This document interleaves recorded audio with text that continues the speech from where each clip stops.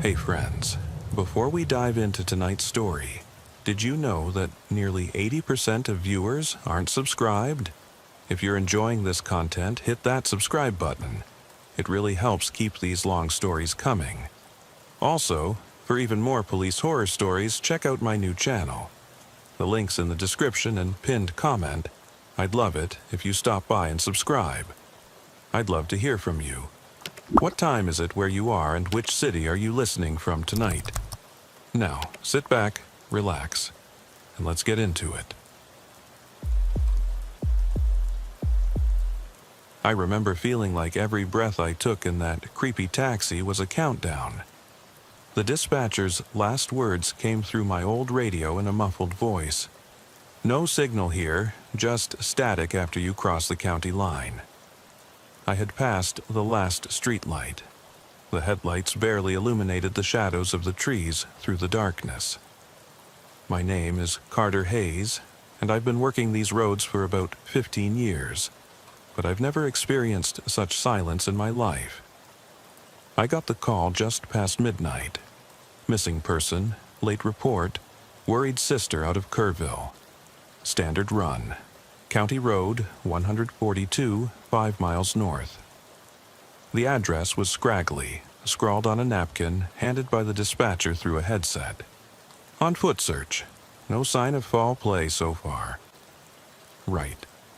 I knew from experience that no sign often meant we haven't looked hard enough.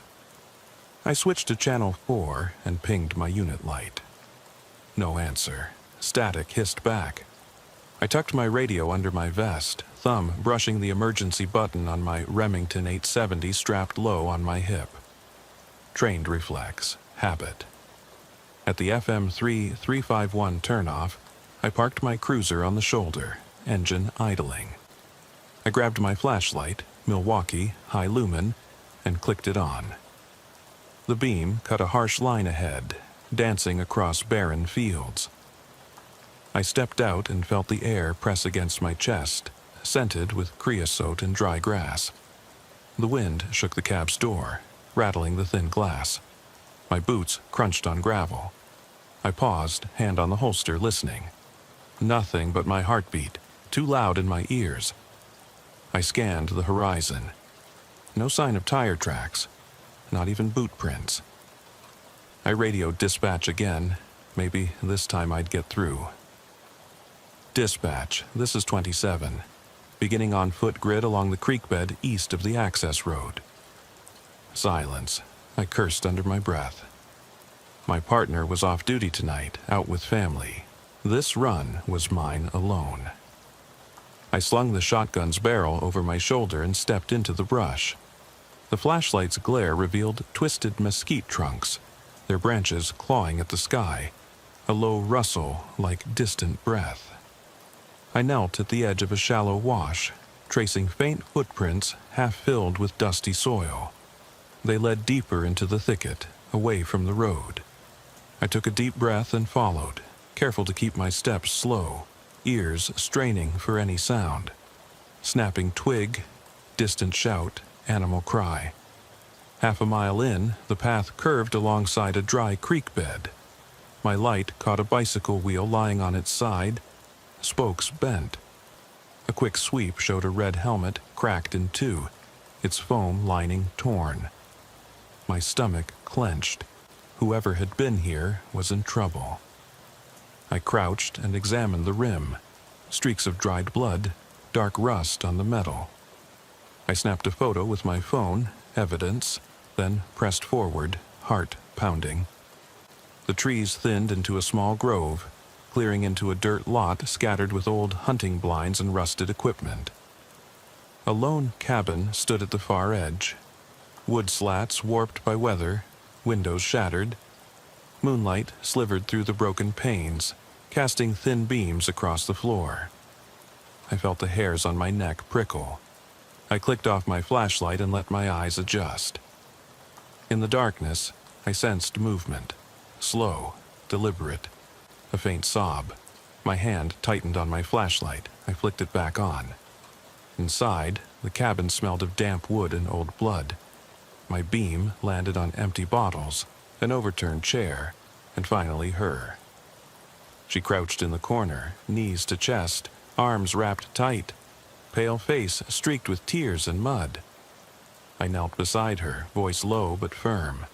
"Ma'am, I'm Deputy Hayes with Texas County. You're safe now. Can you tell me your name?" She looked up, eyes wide. Emma Clark."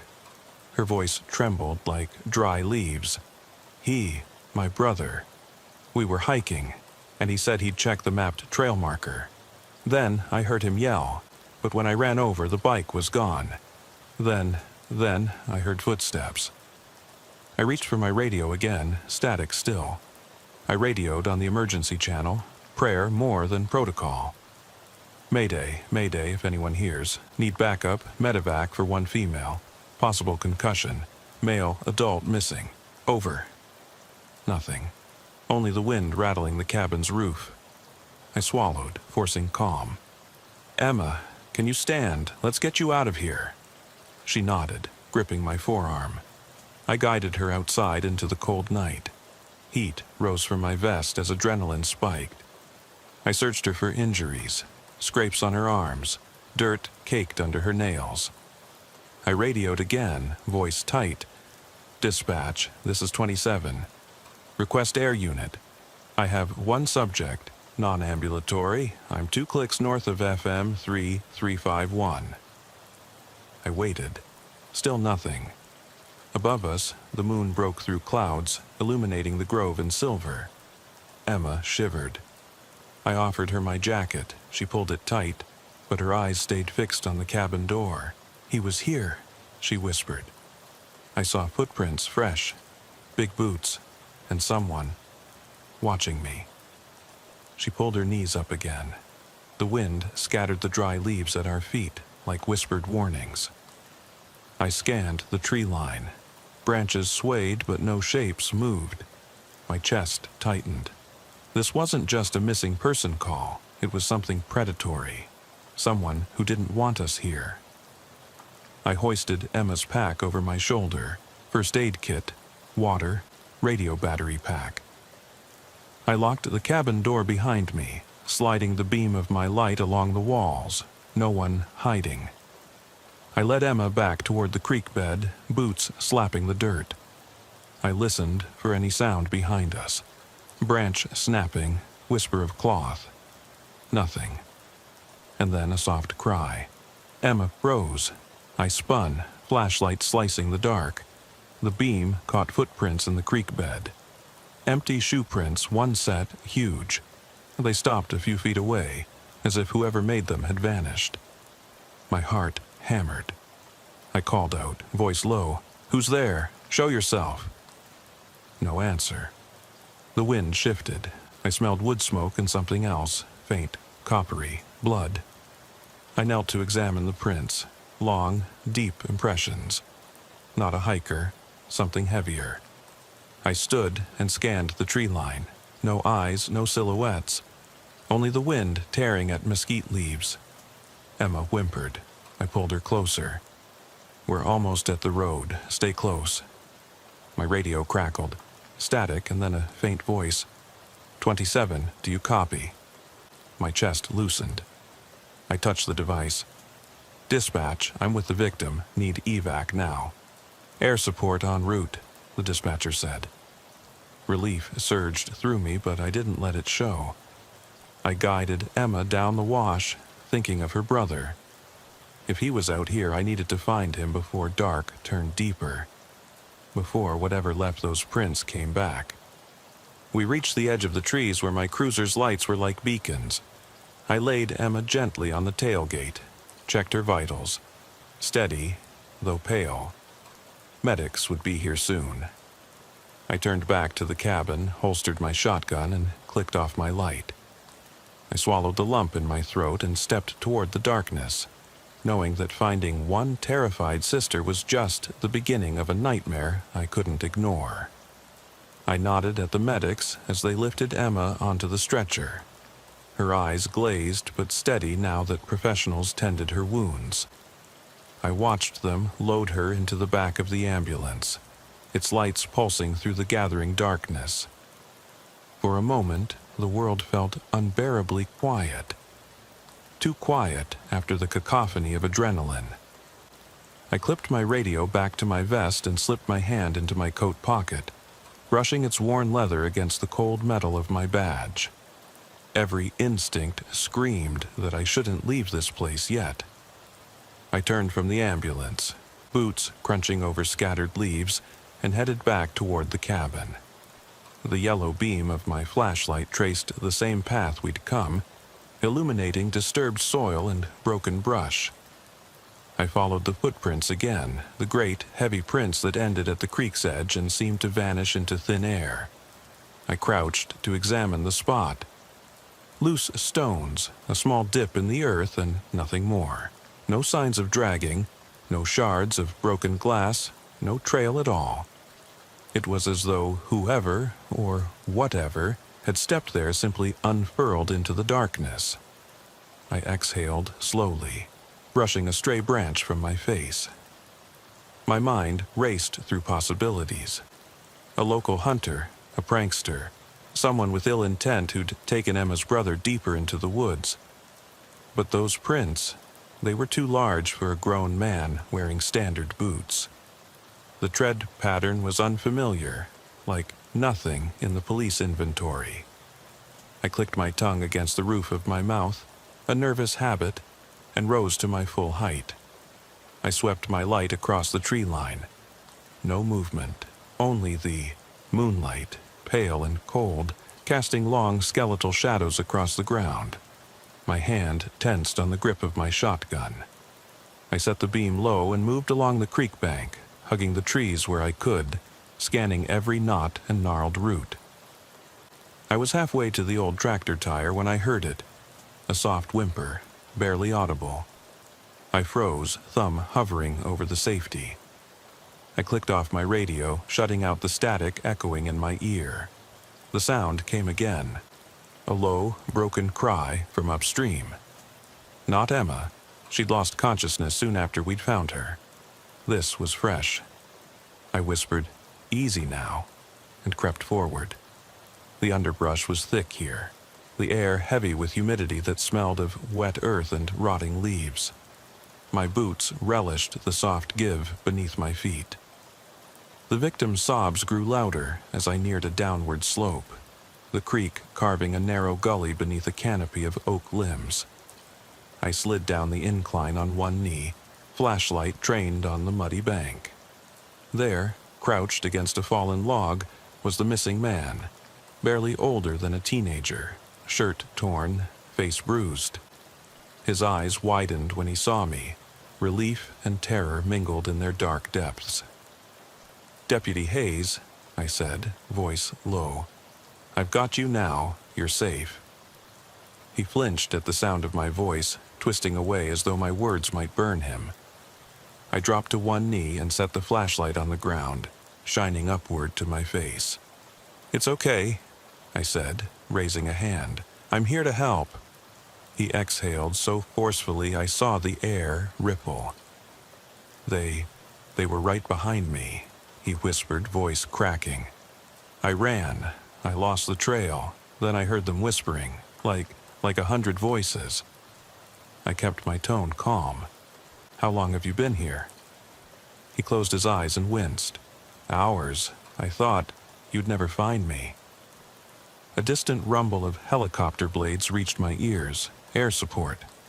I smiled, relief warming my chest. I radioed, voice steady. "Dispatch, this is 27, victim located. I have male adult, conscious but disoriented. Southwest of cabin, by the creek. ETA chopper?" 2 minutes, came the reply. I straightened, offering a hand. He grasped it like a lifeline. I helped him to his feet, his legs buckled. I caught him around the waist and half carried him to the creek bank. The chopper's spotlight pierced the treetops, swinging toward us in a great arc. The rotor wash sent leaves and dust swirling. I held him steady as the medics rappelled down and took over, loading him onto a stretcher. One of the flight paramedics, a woman whose name patch read Lopez, met my eye. "Deputy, we've got him. Any others out here?" I shook my head. "Just the two of them, a sister and a brother." She nodded and turned back to her work. The medic checked his vitals and secured him into the stretcher. I motioned Emma's ambulance driver to come closer, planning to radio the family myself once they were both safe.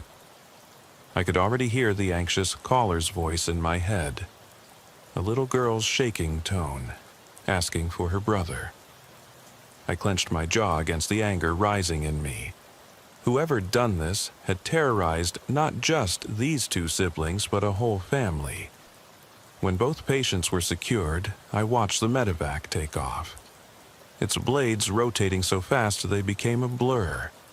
The beam receded into the sky until it was just a pinprick of light among the stars. I turned back to the cabin again, heart thudding. The door still hung open, blackness yawning inside. I raised my flashlight and stepped onto the porch. The wood groaned under my weight. Inside, the cabin was colder now that we'd cleared it. Moonlight filtered through the broken windows, painting ghostly patterns on the walls. I swept the beam around, overturned furniture, glint of a single boot heel lying in the corner. I frowned, pocketed my light, and drew my service pistol. Urban legend said cabin dwellers would fan the logs to hide fires. This one had no fire, but it had signs of occupation. A half-smoked cigar resting on a rotting table, a tattered photograph pinned to a nail, two boys grinning in matching hiking gear. I picked up the photo, careful not to smudge the edges. The boys looked no older than 10, identical twins maybe, standing in front of a pine forest. Their eyes gleamed with mischief.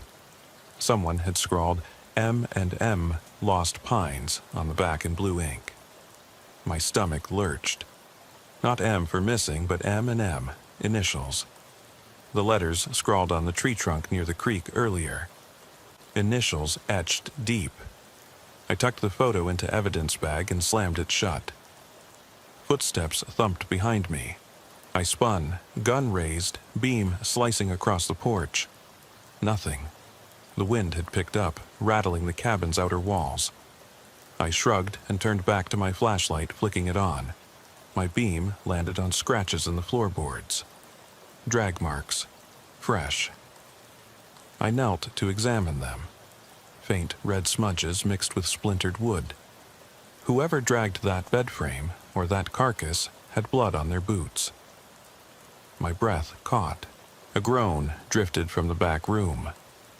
I sighed and moved forward, holstering my pistol but keeping my hand close. The floor creaked under my weight. The doorway loomed, dark beyond the lantern's reach. I clicked off my light and whispered, "Come on out." Silence. Then a soft groan again, followed by a thud. My heart hammered.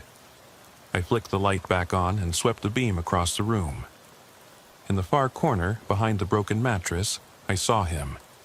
A man's body slumped against the wall, head tipped to one side, mouth open in a rictus of agony. His legs splayed unnatural angles. His skin was an ashen gray, lips purplish. I knelt, checking for pulse. Nothing. Rigor had already set in. I touched his wrist, cold as the autumn wind. I exhaled, stomach twisting. This wasn't Emma's brother. This was someone else, someone who had died here. Maybe a hiker who'd never made it out. I rifled his pockets for ID. Nothing but a folded bandana, stained dark, and a matchbook from a roadside bar called the Rusty Spur, 90 miles south in Laredo. How had he ended up here? The distance made no sense. I unwrapped the bandana. Initials embroidered in faded gold thread. MJI stood, backing away slowly. My flashlight beam quivered as I raised it to the ceiling, to the rafters where webs clung to rusted nails. Somewhere, high above, something rustled. My breath hitched. I dropped the beam to the floor and slipped a fresh magazine into my pistol. The click echoed. I radioed dispatch. 27 to dispatch. Possible homicide seen inside cabin. Unknown male, deceased. Officer request backup for scene security. Static met my words. I slammed the radio against my palm. I tapped the emergency button twice and held it, hoping to override the dead zone. Nothing but hiss. I cursed, sliding the radio back onto my vest. This entire place seemed to rebel against communication. A sudden crack of wood echoed above me. I froze, gun trained on the ceiling. The old timber settled, or was it movement? I glanced up, saw shadows dance between beams. Something shifted. A plank above creaked, and dust drifted to the floor. My heart pounded in my ears. I called out, voice low but firm. "If there's someone else here, come out with your hands where I can see them." Silence. Then a faint scuff behind me. I pivoted, flashlight carving a swath through the darkness. The porch door slammed shut. I leapt forward, smashing my shoulder against it. It held. I raised my voice. "Come on, show yourself." No reply. My palms sweated on the pistol grip. I backed toward the front window, eyes scanning the glass shards. Outside, I saw nothing but trees. The same trees that hid Emma's brother and marked the path here. I closed my eyes, drawing a deep breath. This was my job. Bring order to chaos, shed light on shadows. But right now, the darkness was too thick.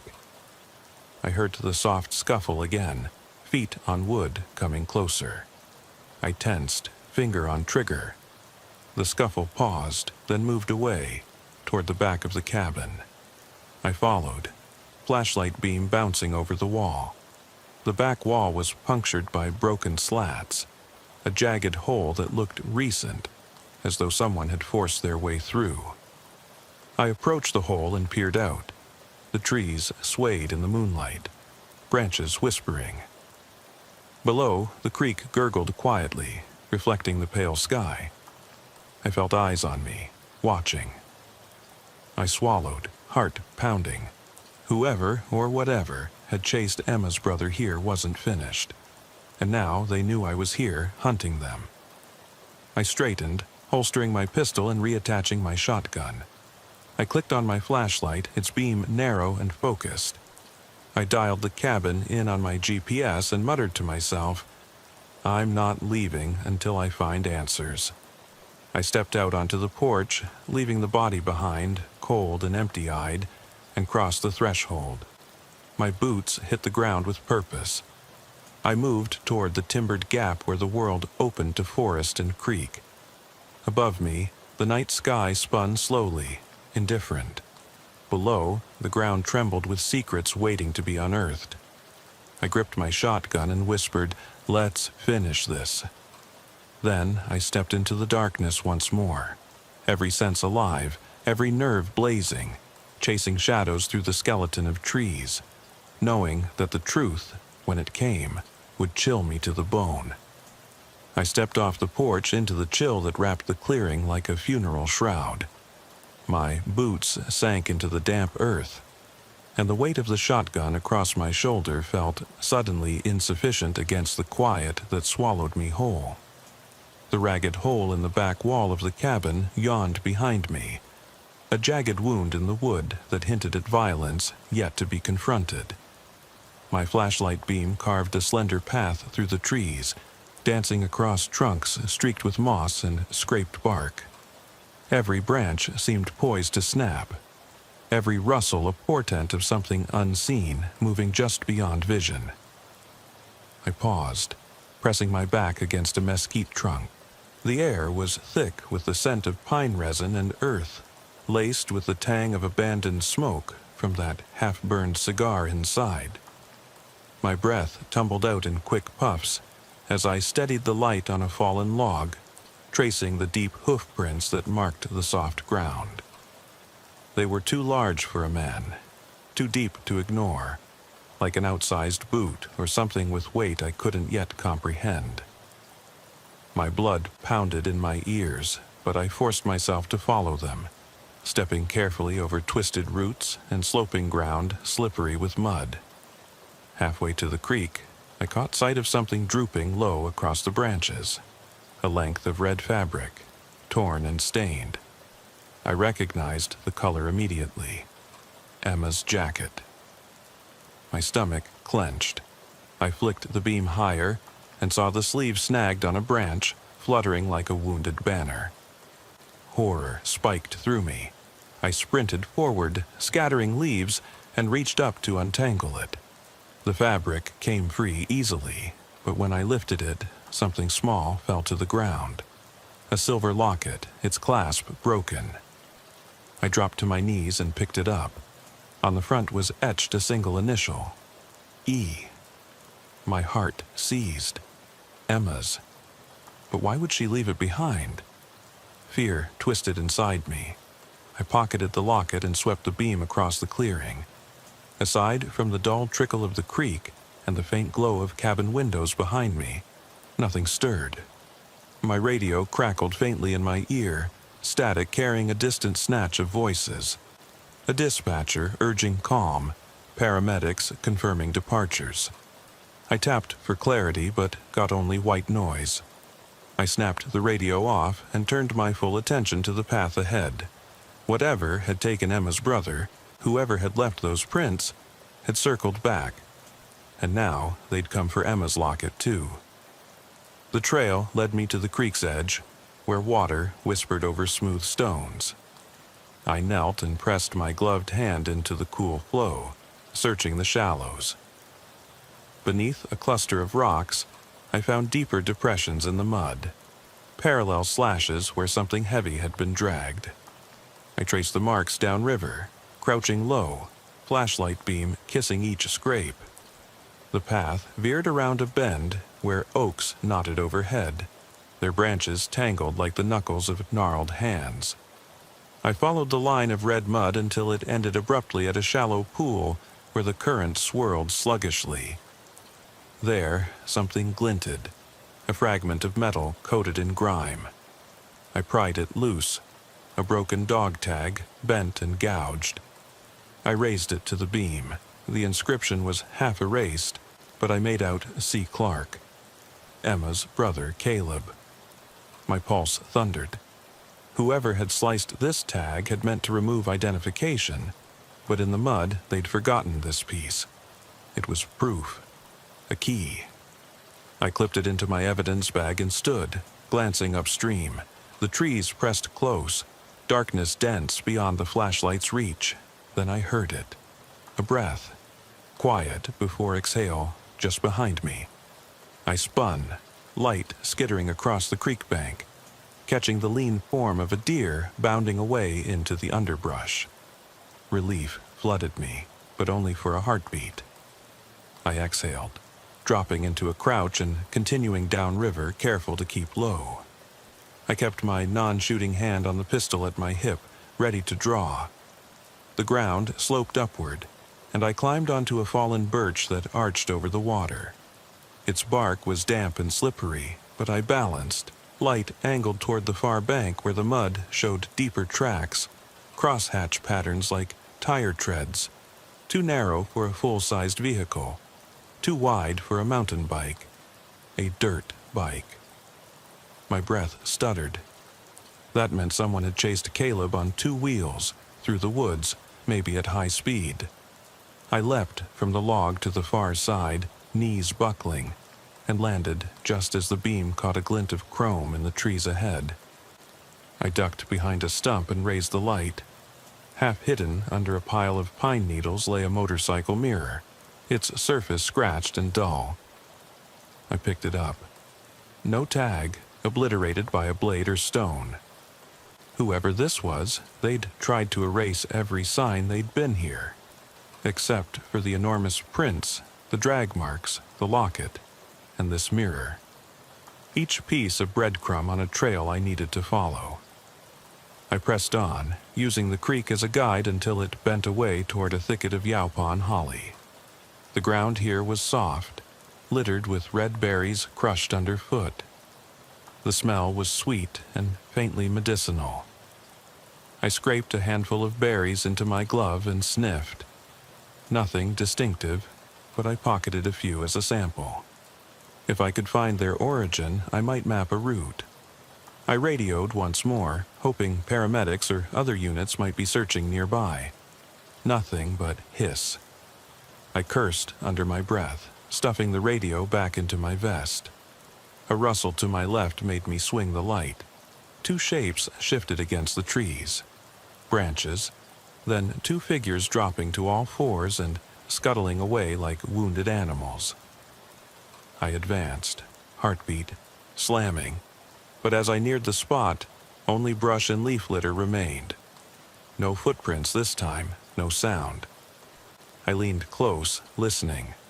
My breath caught as a low growl emanated from deeper in the woods. I straightened, hand on my shotgun, and called, "Caleb, this is Deputy Hayes. If you can hear me, make a noise." Silence. Then, faintly, a sob. My heart exploded. I strode toward the sound, beam locked on a cluster of cedar trees. The sob grew louder, a man's sob, ragged and hoarse, echoing through the hollow. I raced forward, stumbling over roots, and nearly fell at the sight that met me. An old game trail leading into a haze of mist hovering just above the ground. The mist was odd. Too low, too thick to be natural. I knelt at the trail's entrance, shining my light into the swirling air.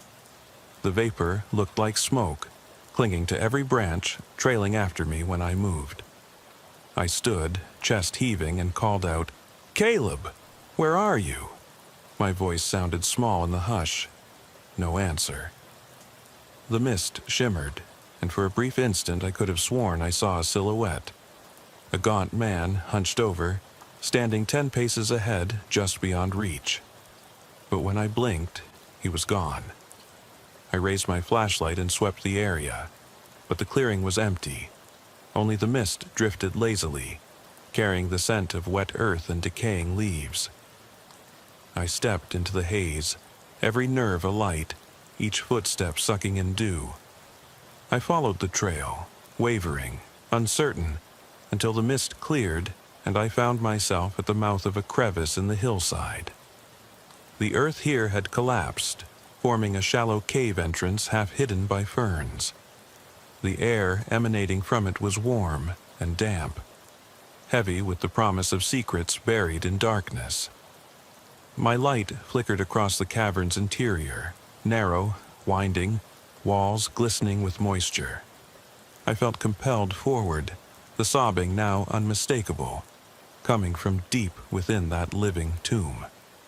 I swallowed, tightened my fingers around the shotgun, and forced my feet into the cave's mouth. The ground sloped downward, the beam bouncing off the slick walls, revealing old graffiti carved into stone. Names, dates, some decades old, alongside fresh marks. CC, July 27th, 25. EC, and one I didn't recognize. MJ, just like the initials on the dog tag. My stomach knotted. This place wasn't just a random hideout, it was a lair, a place of ritual. The sob grew louder. I crept forward, every muscle coiled, until I stepped into a larger chamber illuminated by phosphorescent fungi clinging to the rock.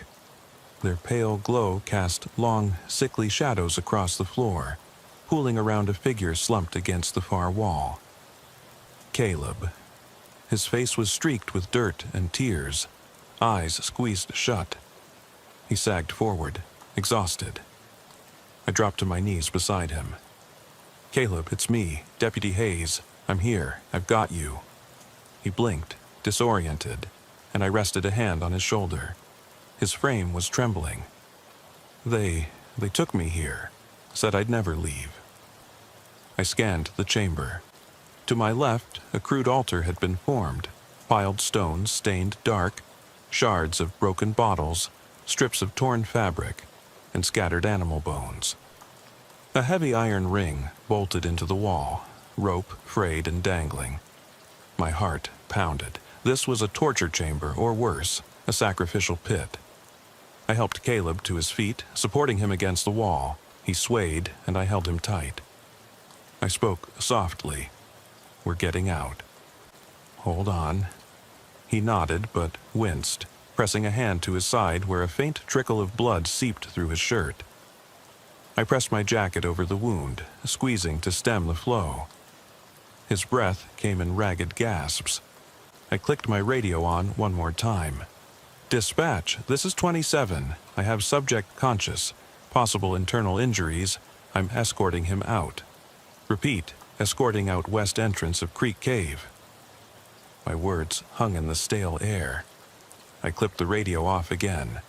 I surveyed the cave entrance behind us.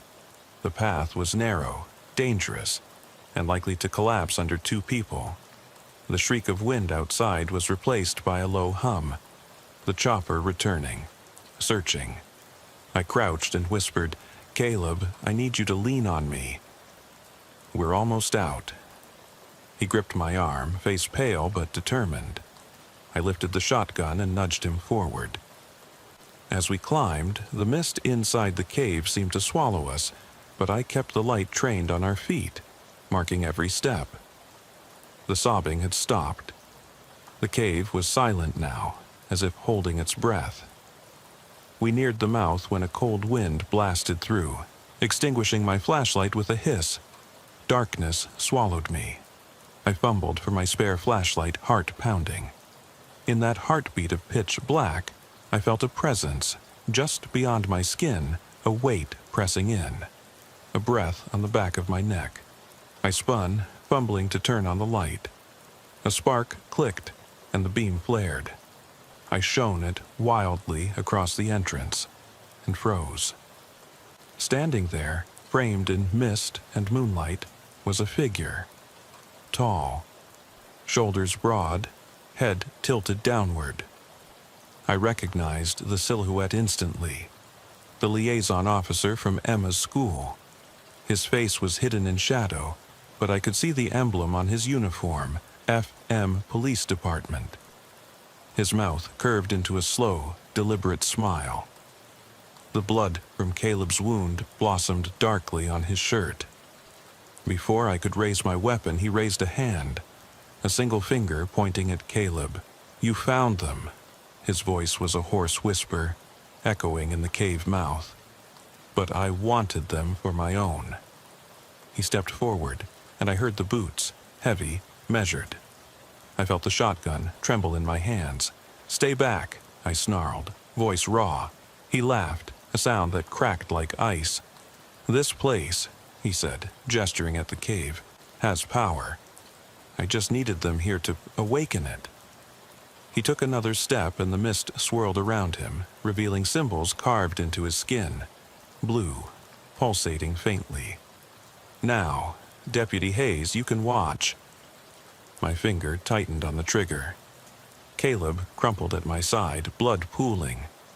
The liaison officer raised his other hand, fingers forming strange shapes. I fired. The world exploded into white-hot pain, every nerve ending alive and screaming. My ears rang with 1,000 tiny echoes of that final crack. My vision gone in my left eye as stars shattered across my sight. I hit the ground hard, shotgun clattering, the cave floor trembling beneath me as though the earth itself were convulsing. My head lolled sideways against the damp stone. Somewhere, deep in the darkness, Caleb cried out. A short, ragged sound cut off as another tremor rattled the rocks overhead. I forced my eyes open. The phosphorescent fungus had vanished. The chamber was pitch black, swollen with an oppressive silence that pressed against my eardrums.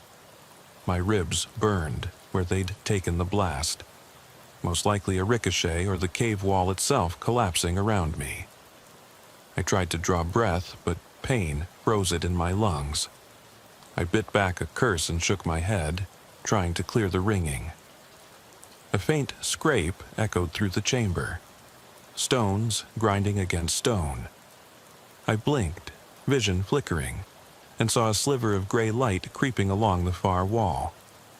Moonlight, or maybe the chopper's searchlight, sieving in from outside the cave mouth, outlining a narrow beam through the mist. I struggled to haul myself upright, muscles screaming. My hand closed around my pistol. Empty now, the magazine ejected. I cursed again, tasting copper on my tongue. "Caleb?" I croaked. "Caleb?" Silence.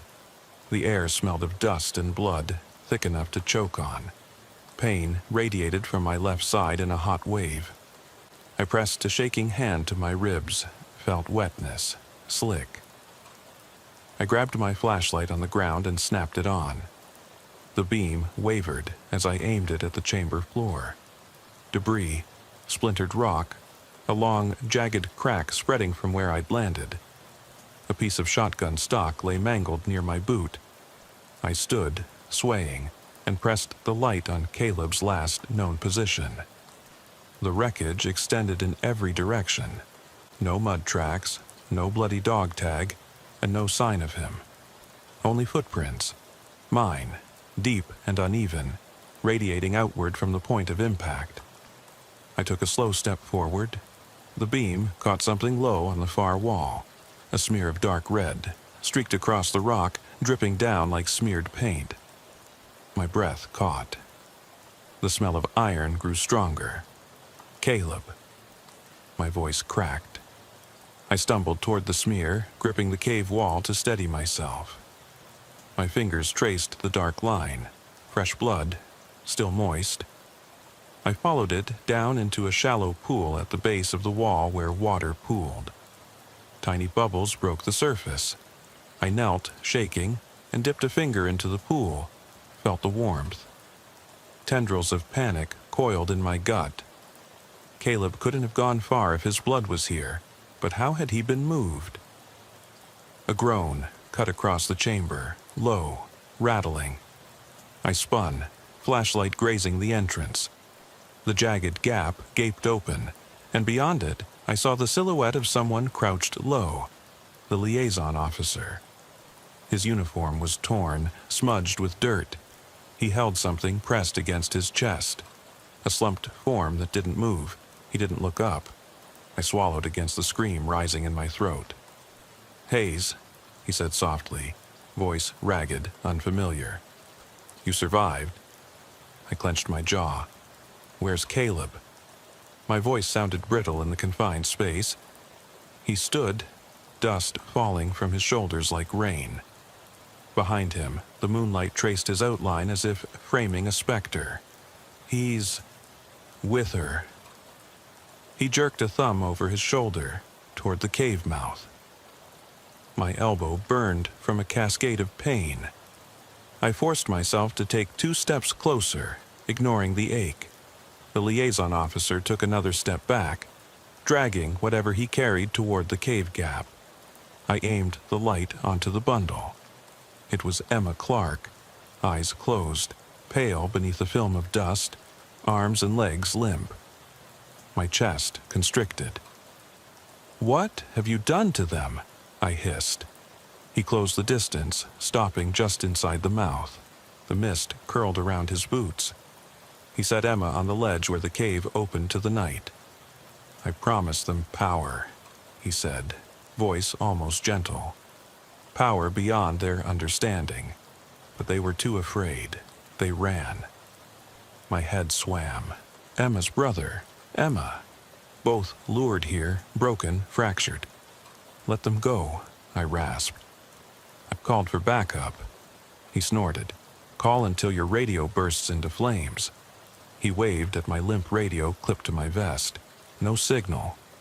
You thought you could save them, but this place..." He ran a finger along the rim of the opening, where the mist curled inward. "This place is ancient. It hungers. It needs offerings." I lurched forward, spite overcoming pain. "You'll answer for this."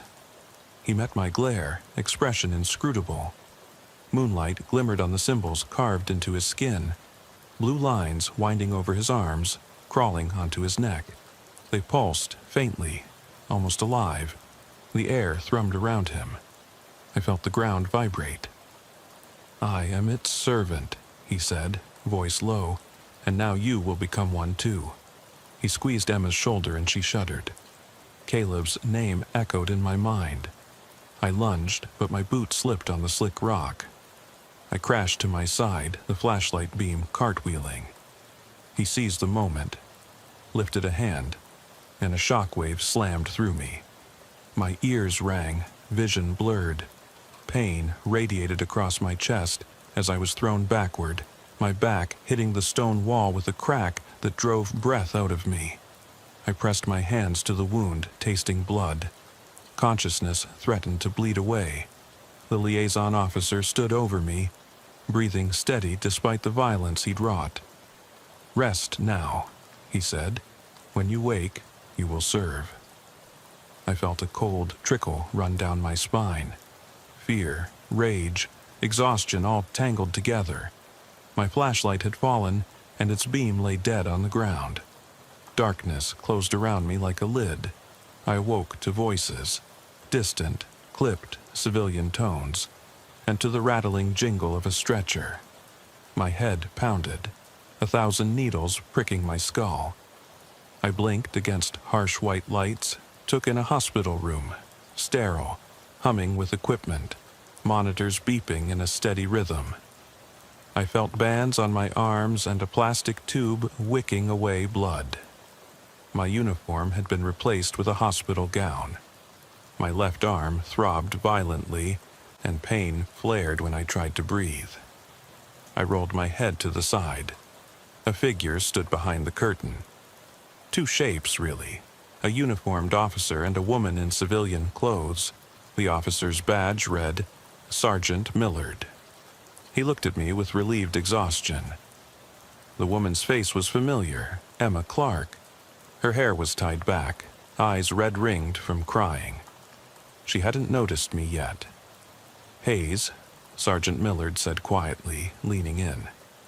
"Welcome back. You've been out for—" He checked his watch. "Almost 6 hours. You're lucky to be alive." I pressed my fingers to my chest, remembering the liaison officer's voice. "You will serve." I forced myself upright. "Where are Caleb and Emma?" My voice sounded raw, hoarse. Emma rushed forward. "Deputy Hayes," she whispered, voice trembling. They found Caleb. He's in surgery. He was unconscious when they brought him in. He's going to be okay." She swallowed hard. "You saved us." "Thank you." I stared at her, chest tightening. "What about—" I faltered, remembering the liaison officer, the symbols, the cave. The man who did this? The liaison officer? Any sign of him? The sergeant's face darkened. "We inspected the cave site. The structure collapsed after your explosion. Rocks fell in, blocked the entrance. We couldn't get in without risking more lives.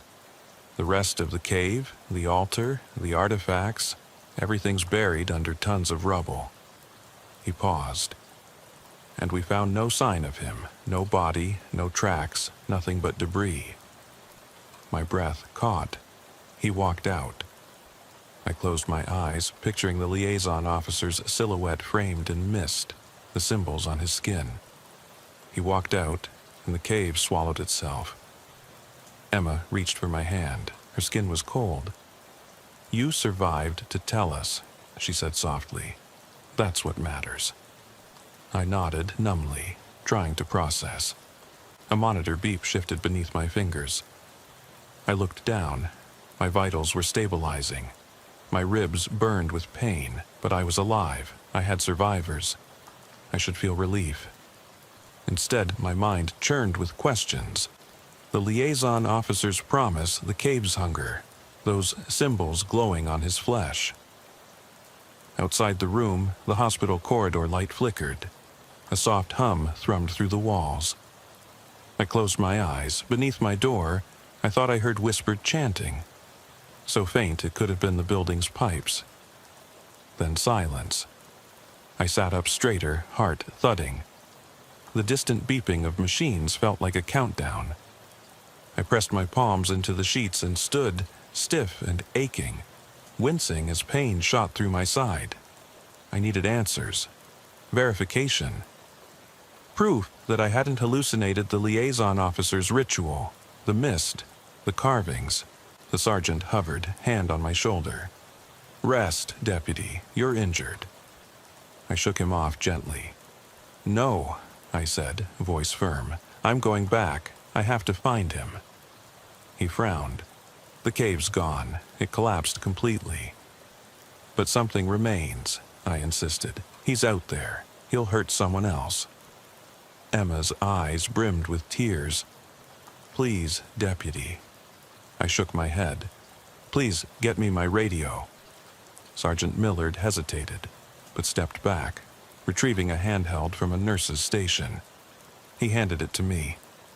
I clicked it on. Static, then a faint hiss of voices. Ambulance crews coordinating, doctors. And beneath it all, something else. Chanting? I twisted the volume knob, heart racing, and the voices sharpened. Words I couldn't fully make out, layered beneath the radio chatter. I ran the frequency up and down. The chanting grew louder, rhythmic, ancient. I looked at Emma. Her face was pale, dread pooling in her eyes. You heard it? I asked. She nodded, trembling. It's him. I pressed the emergency button on the radio. This is Deputy Hayes. Request immediate backup. I have evidence of a possible ritual site. Suspect at large, armed and dangerous. Over. Silence. Only static. Then the faintest crackle, like laughter. Distant and hollow, woven into the hiss. I swallowed hard. The liaison officer's words slammed back into my mind. When you wake, you will serve. I realized then that the nightmare wasn't over. The hospital's fluorescent lights, the antiseptic smell, it was all too calm, too easy. The real darkness waited beyond these walls, feeding off fear, using people as vessels. And he was still out there moving silently, waiting for the next sacrifice. I gripped the radio, knuckles white. My ribs screamed in protest, but my resolve was iron. I'll find you, I whispered, the chant rising beneath my breath.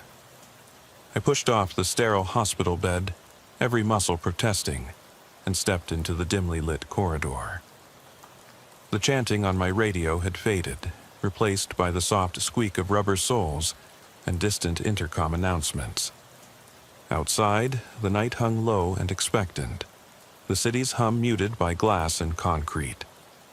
I tucked the handheld radio under my vest and steadied my breath. Each inhale cut like glass through my ribs, but I welcomed the pain. It reminded me I was alive. Emma followed at my heels, eyes darting down the hallway. Her knock on the door to my room had gone unanswered, so I'd slipped out when the nurse left to fetch more gauze. She caught up and slipped her hand in mine. "Deputy?" she began, voice quivering. I squeezed her hand. "We're going back," I said quietly. "I need to finish this." She shook her head. "You're hurt. This goes beyond me," I interrupted, voice firm. "He's out there, planning his next move. You saw what he did. He believes he's part of something bigger, and he'll come back here if he thinks I'm vulnerable." I glanced at the radio clipped to my belt. I need my equipment, my car, my uniform, everything. We don't have time to wait for law enforcement to mobilize a team that might never reach the cave site. Emma's eyes filled with tears. "You could get killed." I met her gaze. "I almost died in that cave. He nearly killed both of you. I'm going to stop him, Emma. If not me, then who?" She hesitated, then nodded. "Okay, but let me help." Her voice wavered between fear and determination. I managed a tired half-smile. "Fine, but no heroics, understood?" She returned the smile, frail but real. "Understood." We slipped into the supply closet off the nurse's station. In the shadows, I palmed a fresh bandage for my side and wrapped it as best I could. Emma rifled through a locked cabinet, vitals monitor, saline fluids, looking for anything I might need. I found a spare key ring left behind by a surgeon, a set of metal scrubs keys and a small pen light. I pocketed both. Outside, the night air hit us. It was cool, scented with ozone and distant rain that threatened but never fell. I hailed a security guard at the entrance, flashing my badge. "Deputy Hayes," I said, voice hoarse. "I need to access my cruiser in the south lot. Hit and run. Precinct vehicle. Medical emergency. Code 4. He saluted, eyes wide. "Right away, sir. I'll unlock the gate." We hurried down the ramp, two shadows weaving through lamppost halos. At the gate, I signed out the cruiser, a black and white Ford Interceptor, and we climbed in. I dropped the hospital-issued gown in the back seat and twisted into my uniform, zipping the jacket over fresh bandages. Emma sat in the passenger seat, phone in hand, ready to call anyone we needed. I punched in the cave's last known coordinates into the cruiser's GPS, based on the data from the medevac pilot. The screen flickered, then plotted a route. Back down FM 3351, past County Road 142, then off-road into the hills. I exhaled, knuckles whitening on the steering wheel. "Hold on," I said, and floored the accelerator. Headlights cut through swirls of mist as we sped into the countryside. The radio crackled to life with the station playing slow, mournful country music, some late-night broadcast from Amarillo. I tuned it out, focusing on the road. Mile markers passed. 12, 11, 10. My ribs throbbed. My side burned, but I forced myself to lean into the wheel, angle the cruiser over the crest of each hill just enough to keep traction on the gravel. Emma double-checked the GPS on her phone. "There's a new marker here," she said, pointing to a drop-down menu labeled Recent Photos, Cave Site. The timestamp was just 20 minutes ago. Someone had been there, after us. "They're back," she whispered. I ground my teeth. "Keep watching the phone. Let me know if anything else pops." My radio squawked. Security checkpoint transmissions, then static. I killed the scan and slipped the handset to my ear. "Hayes here." Static. Then a voice, crisp, controlled, cut through. "Deputy Hayes? This is Lieutenant Garcia with Texas State Police. We received your distress call. Units are en route from Kerrville and Laredo, ETA 20 minutes. You read me?" I straightened in the seat. Relief and frustration tangled in my chest. "Lieutenant, I'm at the coordinates. Copy that. Hold position until backup arrives. Do not engage until units are on scene." I swallowed. "Understood." I clicked off and looked at Emma. "They're coming. We've got 20 minutes to prepare." I pointed to a clearing up ahead, moonlit and empty. "Pull over there." The cruiser coasted into the clearing. I killed the engine and opened the door.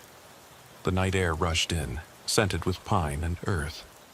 I grabbed my shotgun from the rack, slid in a fresh shell, and slung it across my back. Emma stepped out, phone lit, documenting everything. I surveyed the area. Tall oaks ringed the clearing, their branches intertwined overhead like a Gothic cathedral. At the center, the ground was disturbed, fresh tire tracks and footprints leading toward the tree line. I knelt, examining the prints. Forks of 2 tread patterns, tire marks from a dirt bike, and boot treads larger than size 11. I snapped photos and marked the direction with glow sticks I pulled from the glove box. "Look for markers," I whispered. "Rocks piled on logs, broken branches, anything that stands out." Emma scanned with the phone's flashlight tapping the screen. "Here, tree trunk, southeast edge. Branch broken about 3 feet off the ground." She marked it. I rose and set the shotgun on my shoulder. "Let's move." We entered the tree line, echoing the path we'd taken before. The canopy above swallowed our light. Emma's phone beam jittered.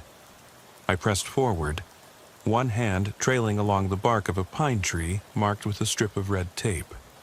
They doubled back, I muttered, reading the tape. Not my marking, fresh. I flicked out my pen light and shone it on the cut. Imprecise, like someone in a hurry. They came back through here. Emma swallowed. Why? I didn't answer aloud. My gut told me they expected us. We followed the tape deeper until the trees parted and we stood on the lip of the collapsed cave entrance. The rocks had tumbled into the shaft, but I could see darkness beyond the boulders, a yawning gap half choked with debris. The mist curled around the rock's base, swirling like smoke. I clicked off the pen light, trusted my eyes to adjust. They're waiting, I whispered. Emma shivered. What now?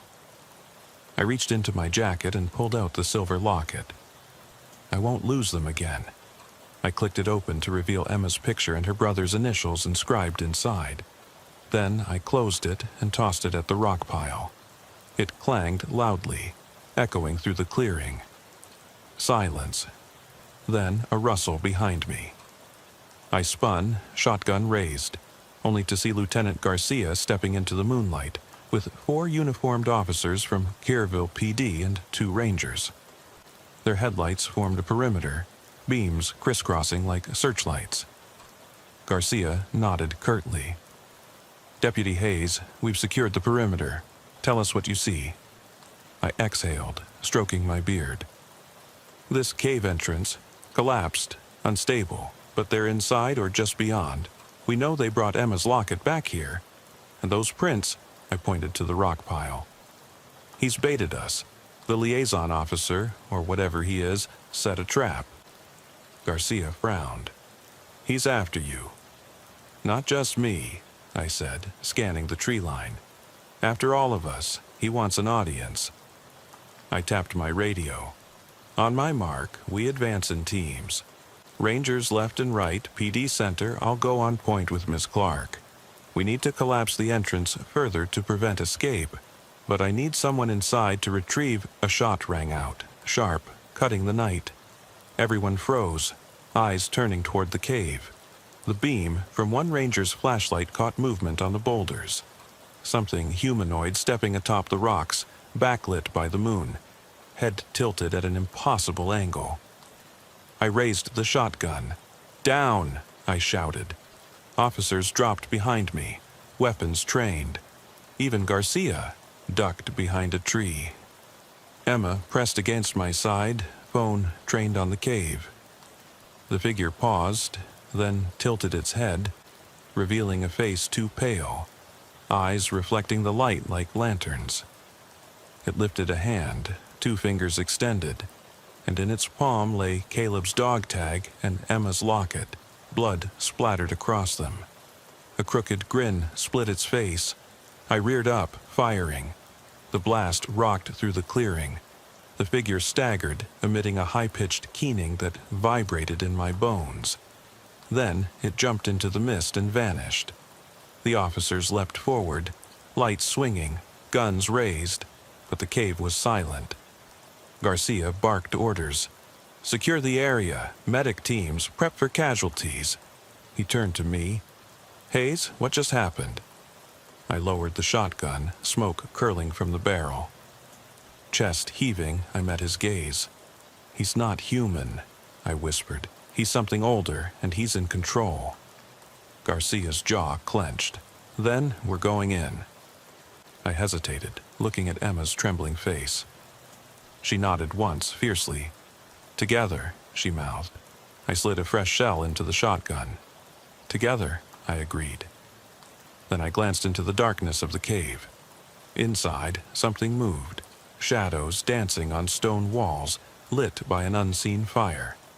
The liaison officer's laughter echoed in my mind. When you wake, you will serve. I tightened the shotgun sling over my shoulder and felt its weight settle like a promise. I would see this through. Behind me, the Rangers and Kerrville PD officers formed a semicircle around the cave entrance, weapons trained and flashlights cutting arcs through the mist. Emma huddled beside me, trembling but steady, eyes bright in the pale beam. Lieutenant Garcia crouched at my side, eyes narrow as he scanned the darkness. The night held its breath. I took one last look at the cave mouth, where jagged rocks blocked passage, yet where shadows moved with cruel intent. Somewhere beyond that barrier, the liaison officer and the ancient thing he'd become waited, dragging Caleb and Emma's brother deeper into the bowels of the earth. I swallowed back my fear, the cold knot in my gut, and straightened. "This is it," I said, voice low but firm. "We go in, find whoever's left, collapse the entrance if we can, and get everyone out." 10-4, Garcia replied, hefting his rifle. "Teams of 2. Hayes, you and Clark center.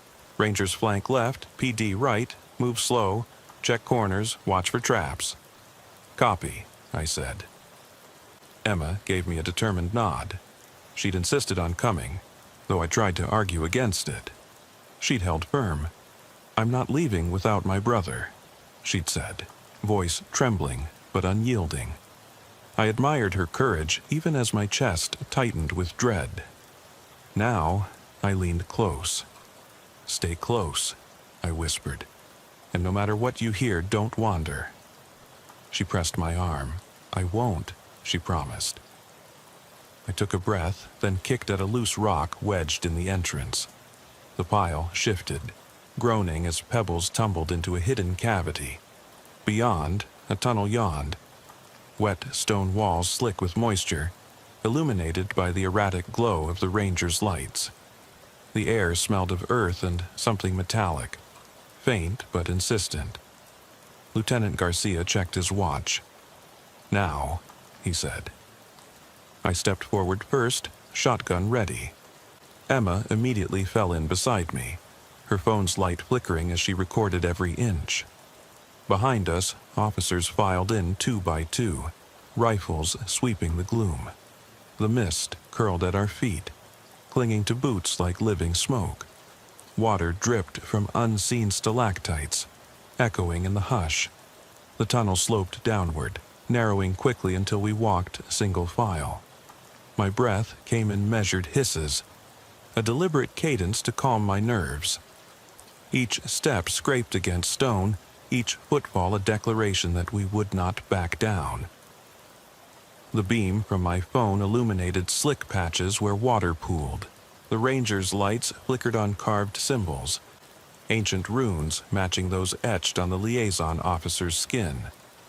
Blue lines winding along the wall in patterns that pulsed with a faint luminescence. I paused to examine them. Spirals converging on a central circle, arrows pointing deeper underground. The symbols felt alive, humming under my hand. I could almost hear a whisper carried on the damp air, a voice older than human memory whispering hunger. I clenched my teeth against a surge of nausea. "Keep moving," I ordered softly. The passage opened onto a cavern lined with crystalline walls, shimmering reflections dancing across the water that lapped at our boots. In the center, a pool of unearthly luminescence glowed, greenish blue, like living jade. Its surface rippled with currents that moved against gravity, drawing the gaze with hypnotic pull. Emma gasped, stepping forward, but I grabbed her arm. "Easy," I hissed. "Stay back." She nodded, eyes fixed on the pool. Behind us, a ranger swore softly as he snagged his boot on a submerged root. He stumbled, spraying droplets across the cavern floor. The pool rippled violently, response, and I heard a low hum, like an engine winding up. I raised a hand. "Everyone, stay alert." Lieutenant Garcia approached the water's edge, shining his light on the stones beneath. He knelt and scooped water into a gloved hand, watching as it slipped through his fingers in slow rivulets. "Deputy, this is not natural," he murmured. "We need to neutralize whatever this is." I nodded, scanning the chamber walls. Carved niches housed jars of bone fragments, strips of flesh dried to parchment, tattered clothing pinned to spikes like banners of conquest. I realized with a start this was the liaison officer's shrine, an altar to the entity he served. Somewhere in that ritual he'd promised power. He'd woven these pieces into the cavern's magic. This was the source. I turned to Emma. "Stay close," I said again. "I'm going to find your brother." She nodded, chin trembling but resolute. I motioned to 2 rangers. "You 2 guard Emma." The rangers each slid an arm gently around her shoulders. "Don't let her out of your sight." They nodded. I leveled the shotgun, pointed down the tunnel that forked to the left. "Garcia, with me." He slid beside me, rifle ready. Together, we moved toward the left passage. The mist thickened, coiling like serpents. Each step felt heavier, as if the ground resisted our advance. The walls vibrated with low humming, a pulse matching my heartbeat. We came upon the rope from the liaison officer's belt, torn, frayed, leading into a narrow fissure. Beneath it lay a woman's boot, Emma's sister's boot, a perfect match to the locket. I knelt, removed it carefully, and pocketed it as evidence. My gaze flicked to Garcia. "He dragged someone through here," he grunted. "Makes sense. He wanted to avoid the main tunnel's traps." I flicked my flashlight into the fissure. Tight walls pressed inches from my face. Scored lines where someone had used a knife. Wet footprints led in. I squeezed through, sliding on my chest, shotgun held above. Garcia followed, jamming his rifle under one arm. The passage opened into a shaft of light, a single beam shining down from a fresh collapse in the ceiling. Stones lay piled at random, broken boulders blocking anything but a narrow gap. I set the shotgun down, pried away smaller rocks, and forced myself upward. My ribs seared, but I gripped the jagged edges and hauled upward, finally crouching atop the debris. Garcia crawled up next, swearing. From this vantage, I could see the chamber above, a larger cavern lit by torches flickering along the walls. The air smelled of smoke and spilled oil. People spoke in low tones. I shone the beam through the gap.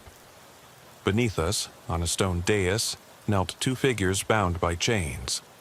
Emma's brother and another man, older, battered, eyes glazed. Both were too still to be credible. Before them, the liaison officer stood. His uniform was torn, badge gleaming in torchlight, symbols still burning blue on his skin. He raised his arms in invocation, chanting in a slow, measured cadence. Around him, robed figures pressed against the walls, shadowy silhouettes with masks joining in unison. The chant swelled, and the cavern trembled. I pressed my hand to Garcia's arm. "Stop him now." He nodded. I clambered down just enough to rest the shotgun on the rim of rock. Garcia followed. I scanned for a clear line of fire. A shot to the liaison officer to break his concentration. The robed adepts would scatter, the ritual would falter, and we could break the chains. If we hesitated, they'd complete it, and something ancient and malevolent would arise. I steadied the shotgun in my arms, aimed at the liaison officer's chest, and whispered a prayer. Then I fired. The blast echoed through the chamber like thunder. The liaison officer's chant cracked, his body jerking as the slug tore through his uniform. Torchlight flickered as sparks flew. The robed figures shrieked, scattering like startled birds, their masks clattering to the stone. Chains rattled. The older captive collapsed to the ground, blood blossoming on his shirt. But even as the liaison officer fell back, the dais glowed with blinding light. The symbols on the walls flared, deepening to a furious crimson. A low moan arose from the stone, as if the cavern itself was awakening in fury. I dropped to the floor, covering my ears as the walls groaned and cracks spidered across the rock. I crawled toward the dais, shards of stone raining down around me, and slashed at the chains binding Emma's brother. His eyes flickered, awareness returning. "Deputy!" he gasped. I cut the other man free, one of the ritualists, unconscious but alive. Behind me, Garcia struggled to his feet, holstering his rifle and drawing his sidearm. The liaison officer rose to one knee, blood dripping from his wound. He sank his fingers into the floor, and the ground split open in a radial pattern, revealing shimmering tendrils of light that writhed like serpents, reaching toward the ceiling. The air trembled, and I heard a deep, resonant hum that shook my bones. The entity was stirring. I grabbed the brother's hand. "We have to go," I shouted over the rising roar. The cavern shuddered. Dust rained from above. I yanked him to his feet. He stumbled, clutching my arm. Garcia grabbed the other captive and pulled him up. We ran for the corridor, shotgun and pistol blazing at anything that moved, torchlight silhouettes dissolving into mist as we retreated. Behind us, the cavern collapsed. Stone slabs crashed down, sealing the dais beneath a tomb of rubble. The tendrils of light stuttered, then faded. The humming died. An eerie silence claimed the space, broken only by our ragged breathing and the groans of injured men. We reached the main tunnel, sliding down the slope into the glow of Emma's lamp and the ranger's flashlights. Emma rushed forward, tears streaming. "Matt, you're alive!" Her brother, Matt, pulled her into a shaking embrace. I knelt beside the older man, checking his pulse. He groaned awake, confusion in his eyes. A ranger called medics on the radio. Distant voices crackled back. Reinforcements were pouring in, flashlights marking their arrival like fireflies. I looked back at the entrance we'd just emerged from. A wall of broken stone glowed in the torchlight of arriving officers. The collapse was extensive. The ritual chamber was buried. The liaison officer, MJ, lay where he'd fallen, blood pooling beneath him. I knelt, checking for a pulse. None. I closed his eyes, the firelight flickering across his face, a man consumed by his own obsession, now silent.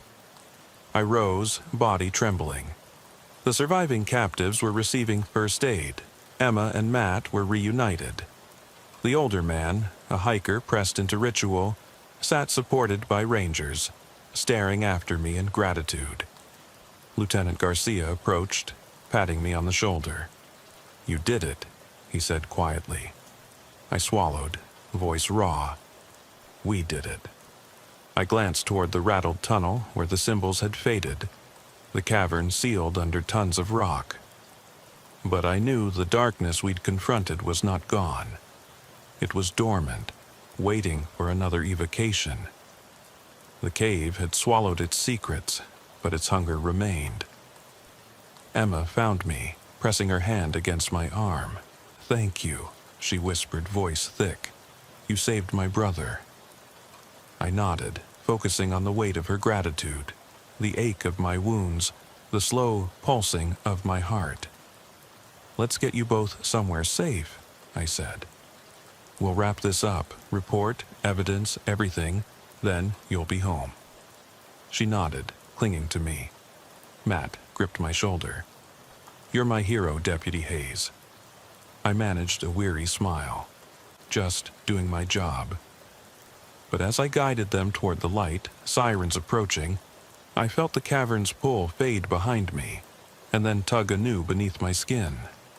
The cave had fed, had awakened, and though we'd buried it this time, I knew its hunger persisted. One day, perhaps, someone else would find it. Someone with weaker resolve. And when that happened, the darkness would rise again. I took a deep breath of night air, tasting freedom and foreboding. The survivors were safe. The liaison officer was dead, the ritual was undone. But the remnants of that ancient power lingered in my bones, in the earth beneath my boots, in the whisper of wind through the mesquite trees. And I knew, no matter where I went, no matter how many miles I put between me and that nightmare, The cave and its hunger would never truly release me. I let the lights of the approaching ambulances and cruisers wash over us, their sirens piercing the night. Emma and Matt waved to me, relief and gratitude shining in their eyes. I lifted my hand in farewell, voice hushed. Stay safe. Be together. They disappeared into the swirl of uniforms and flashing lights. I watched the red and blue strobes paint the gravel road as medics loaded Emma and Matt into a waiting ambulance. Their silhouettes blurred in the flaring lights, and for a moment I thought I heard Emma call my name one last time, voice steady despite exhaustion. Then the ambulance doors closed, tires spun, and they slipped away into the night, siren fading into distant thunder. I stood alone, shotgun slack across my shoulder, hands trembling, not from fear, but from the adrenaline drain settling into every muscle. My ribs still burned, each breath a reminder of how close I'd come to dying in that cavern of nightmares. Lieutenant Garcia approached through the haze of exhaust, mud-streaked and solemn. "Everything's under control," he said quietly. "We've cordoned off the area. A full forensic team will be out here first light to recover evidence and confirm the liaison officer's remains. It'll be sealed off permanently." He ran a hand over his stubbled jaw. "You did good, Deputy. You saved them." I nodded, voice caught in my throat. I just did my job. But inside, I felt fractured. Like every piece of me had been cracked in that dark, ritual-drunk cavern. I slid my radio from my vest and stared at it, half expecting it to sputter that mocking chant again. It was silent, dead, ordinary now. Garcia hesitated, then tapped my shoulder. "You should get checked. Hospital staff say they'll release you tomorrow morning. You should rest." I managed a grim smile. "Tomorrow." I tucked the radio into its holder. "Right now, I want to look around once more." He studied me and nodded. "I'll send a team. You go with them." I turned toward the tree line, every sense on alert. The mist hovered like smoke below the oaks, shivering in the headlights' glow. I felt drawn back to the narrow fissure I'd squeezed through, past the collapsed stones, into the throat of the earth where the liaison officer and that thing had performed the ritual. I took a deep breath of wet air, the odor of pine needles and loamy soil filling my lungs. It should have smelled like safety, but it smelled like the grave. Garcia gathered 2 rangers and a crime scene investigator. They approached with measured steps, flashlights and cameras in hand. The investigator, a young woman named Carter, gave me a nod. "Ready when you are, Deputy." Her voice was steadier than I felt. I offered a curt nod. We moved to the collapsed entrance, where boulders lay stacked like fallen warriors. I tapped a rock with my shotgun butt. Fragments crumbled away, revealing dark soil beneath. The mist curled into that gap like water sucked down a drain. I knelt, tracing my gloved fingers along fresh prints fading beneath fallen stones. Boot prints, wide, matched to my own. The liaison officer had escaped here. The prints implied someone had crouched, pressed their face against the rock, breathed in the cave's fetid air one last time before vanishing up another collapsed shaft or hidden back tunnel. I stood slowly, muscles creaking. Carter snapped photos. Garcia surveyed the tree line beyond. The rangers scanned with rifles ready. I closed my eyes, recalling the ritual chamber's phosphorescent fungi, the pulsing symbols, the jade pool. Then the explosion, the collapse, the escape of that inhuman thing. And the liaison officer, his body racked by the entity's final attack, yet somehow animated enough to flee. Alive. I swallowed. He got away. My voice was a rasp. No one replied, understanding hanging in the cool night air. The investigator knelt, running her fingers through the mixed mud and rock dust. Deputy Hayes, if he's still alive," she began. I shut my eyes against the sting of pain and the memory of that force shuddering through me. "He won't stop," I finished. "Not until he's served whatever hunger he's bound to now." I opened my eyes. The mist wavered as if echoing my words. The trees sighed, branches creaking. Somewhere beyond my flashlight's reach, I felt time shift, the present loosening its grip against the pulsating dark. Garcia cleared his throat. "We'll expand the search grid, get air support. A statewide bulletin. Liaison Officer Michael James, last seen here, armed and dangerous." He pulled out his radio. "Command, this is Garcia, requesting all available units to the vicinity of FM 3351. Static hissed, then responded. I stepped back, letting the investigators work. My gaze trailed the ground, searching for any hint of that hidden shaft. My boot nudged something hard, a metallic glint beneath a thin layer of soil. I knelt, uncovered it. A half-burned bone wrapped in tattered fabric, the same stones and bones from that shrine. I closed my fist around it. Evidence. Proof of the darkness that had thrived here. Proof that ancient hunger had been fed once and would seek feeding again. I rose, tucking the bone into an evidence bag Carter offered. She placed it carefully in a tagged container. Garcia watched in silence, understanding that some wounds aren't healed by time or closure, that the world we walk, roads, fields, forests, can hide crumbling portals to depths beyond comprehension, and that the men sworn to protect might find themselves mere pieces in something far older. I nodded to Carter and the Rangers. "Finish up. I'm heading back." I turned toward the road, each step heavier than the last. The hospital lights glowed faintly in the distance, promising blankets and painkillers, sheets to lie beneath and count the hours until dawn. But I knew, once you've seen the dark, the soft comfort of white sheets and fluorescent bulbs can't erase its shape. Garcia fell in beside me as we walked. "You okay?" I exhaled, chest tight. "I will be, one day." I looked back once, at the collapsed cave mouth swallowed by night. The mist receded like breath exhaled, hiding broken stone and bone. But not tonight. We reached the clearing where the cruiser waited. I paused, glancing at the trees where shadows gathered. The forest seemed to lean in, curious. I shivered in spite of the warm breeze. "Whatever he is, he's still alive," I said, "and he's still hungry." Garcia placed a hand on my shoulder. "We'll find him." I pulled away gently. "Maybe. But I've learned not to underestimate something that's already eaten fear and defied death." I reached into my vest and unclipped the radio. A faint hiss rose from static. I held it to my ear. Beyond the white noise, the faintest echo drifted through.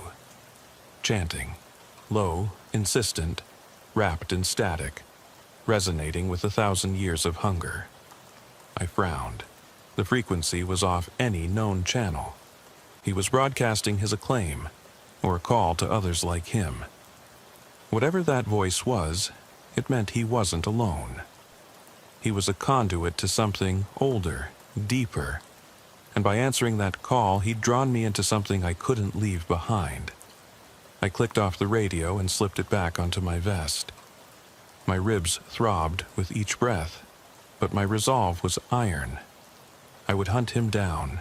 I would end this hunger or die trying, because every servant of darkness must face the light or be consumed by it.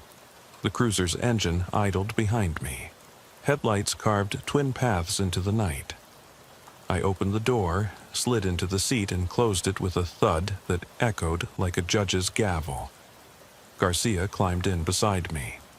We sat in silence, the engine's hum a solemn drum. I placed my hand on the steering wheel, worn leather under my fingers. The radio sat silent in its holder. I exhaled, forging the silence into resolve. Behind us, the forest breathed in the aftermath. Ahead, the road stretched into darkness. I turned the key, engine roared to life, and we pulled onto FM 351. As the taillights faded into the mist, I looked in the rearview mirror. There, for a heartbeat, I thought I saw a face. Pale, angular, eyes aglow like embers, staring back from the shadows between the trees. I blinked, and it was gone. I hunched forward in the cruiser seat, knuckles white on the steering wheel, eyes locked on the ribbon of asphalt ahead. The wipers slapped slowly through a fine mist that had begun to fall. No more than a damp whisper of rain, but enough to blur the edges of the world outside. Behind us, Lieutenant Garcia sat rigid, radio murmuring soft traffic updates and the chatter of units converging on the old cave site. I tuned it out. My focus was ahead, on the highway's vanishing point where darkness pooled like ink. I could still taste the cave's chill on my tongue, the slick stone, the electric hum of cymbals alive, the hot iron tang of blood. And I could still feel the liaison officer's eyes on me in the rearview mirror, smoldering with power beyond any human definition. The dashboard clock glowed 3:14. I'd been on the road for over an hour, following a thread of clues I'd pieced together from the destroyed ritual chamber. Carter's bone fragments had gone to the lab. Ancient remains radiocarbon dated to centuries before Texas was even a colony. The dog tag, the locket, the torn bandana, they'd all been logged in evidence, but none of it explained how a man like Michael James could channel something so old into himself.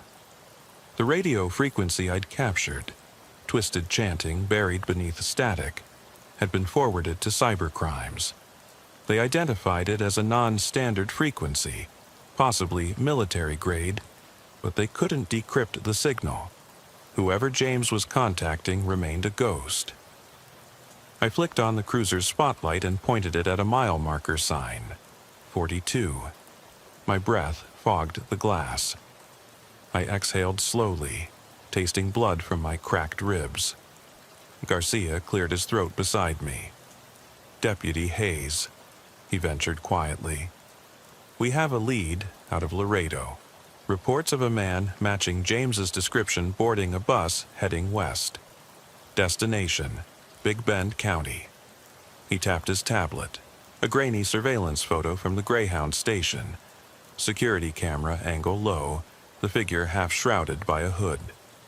He bought a one-way ticket, left in the last 45 minutes. I nodded, adrenaline tightening my chest.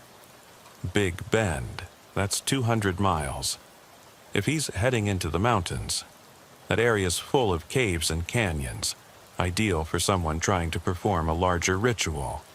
My voice was flat, determined. We have to get ahead of him. Garcia swiped the tablet.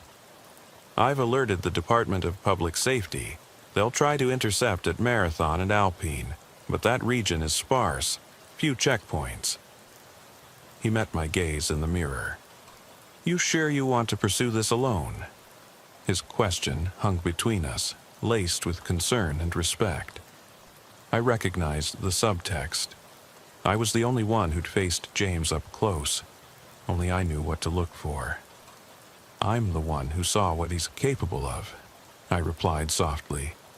And if we catch him early, we can stop the next sacrifice. I glanced at Emma's locket, now framed on my dashboard by a built-in display in a clear evidence bag.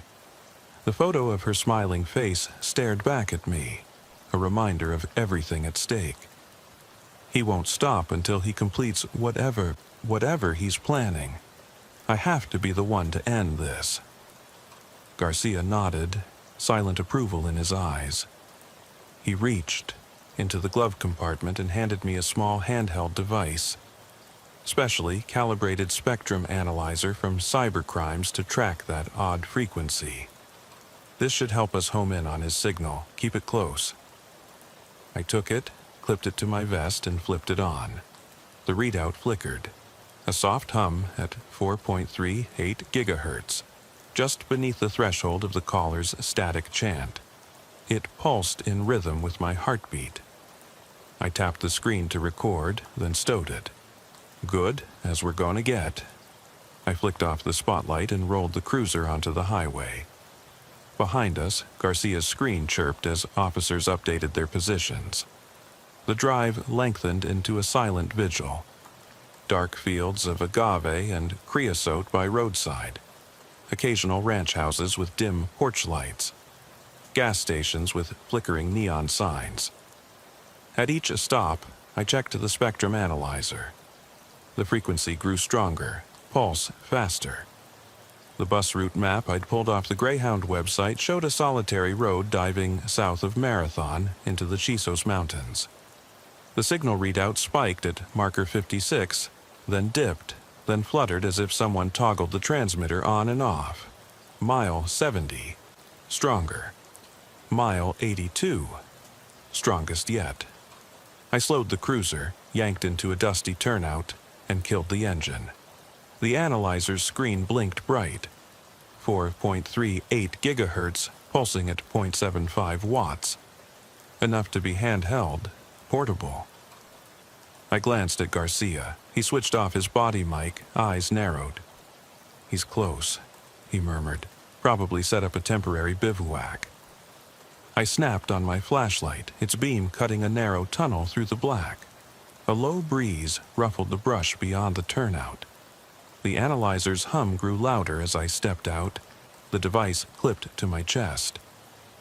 Garcia followed, weapon raised. I knelt in the gravel, scanning the horizon. Nothing but silhouettes of Ocotillo and Sotol. I held the analyzer up, swept it left, right. The pulsing light led deeper into the brush. I stood and pointed. That way. We pressed through thorny shrubs, cactus spines clicking underfoot, until the ground sloped toward a dry creek bed. We climbed down into the hollow, careful not to disturb loose rocks. The device chimed louder here, the pulsing light nearly constant. I clicked it on torch mode and shone the beam into the creek bed. Footprints. 2 sets, one large boot and one smaller, leading onto a flat clearing hidden beneath juniper limbs. A tarp lay crumpled at one end. I switched the spectrum analyzer's display to peak hold. The reading spiked, 0.9 watts. I knew we were on him. Lieutenant Garcia signaled to 2 troopers to circle the clearing. I drew my shotgun, chest tight with tension. We fanned out silently. Garcia to the left flank, I took the center, troopers to the right. The clearing was small, 10 feet across, dominated by a makeshift altar. Stacked stones stained dark, jars of ash and bone fragments, more baseball-sized crystals that glowed with phosphorescent sheen. The ground around it was scuffed, and in the center lay a prone figure, breathing shallowly. I eased forward, shotgun barrel low. Garcia flanked to my left, pistol drawn. The troopers covered exits. I swept the beam across the prone figure.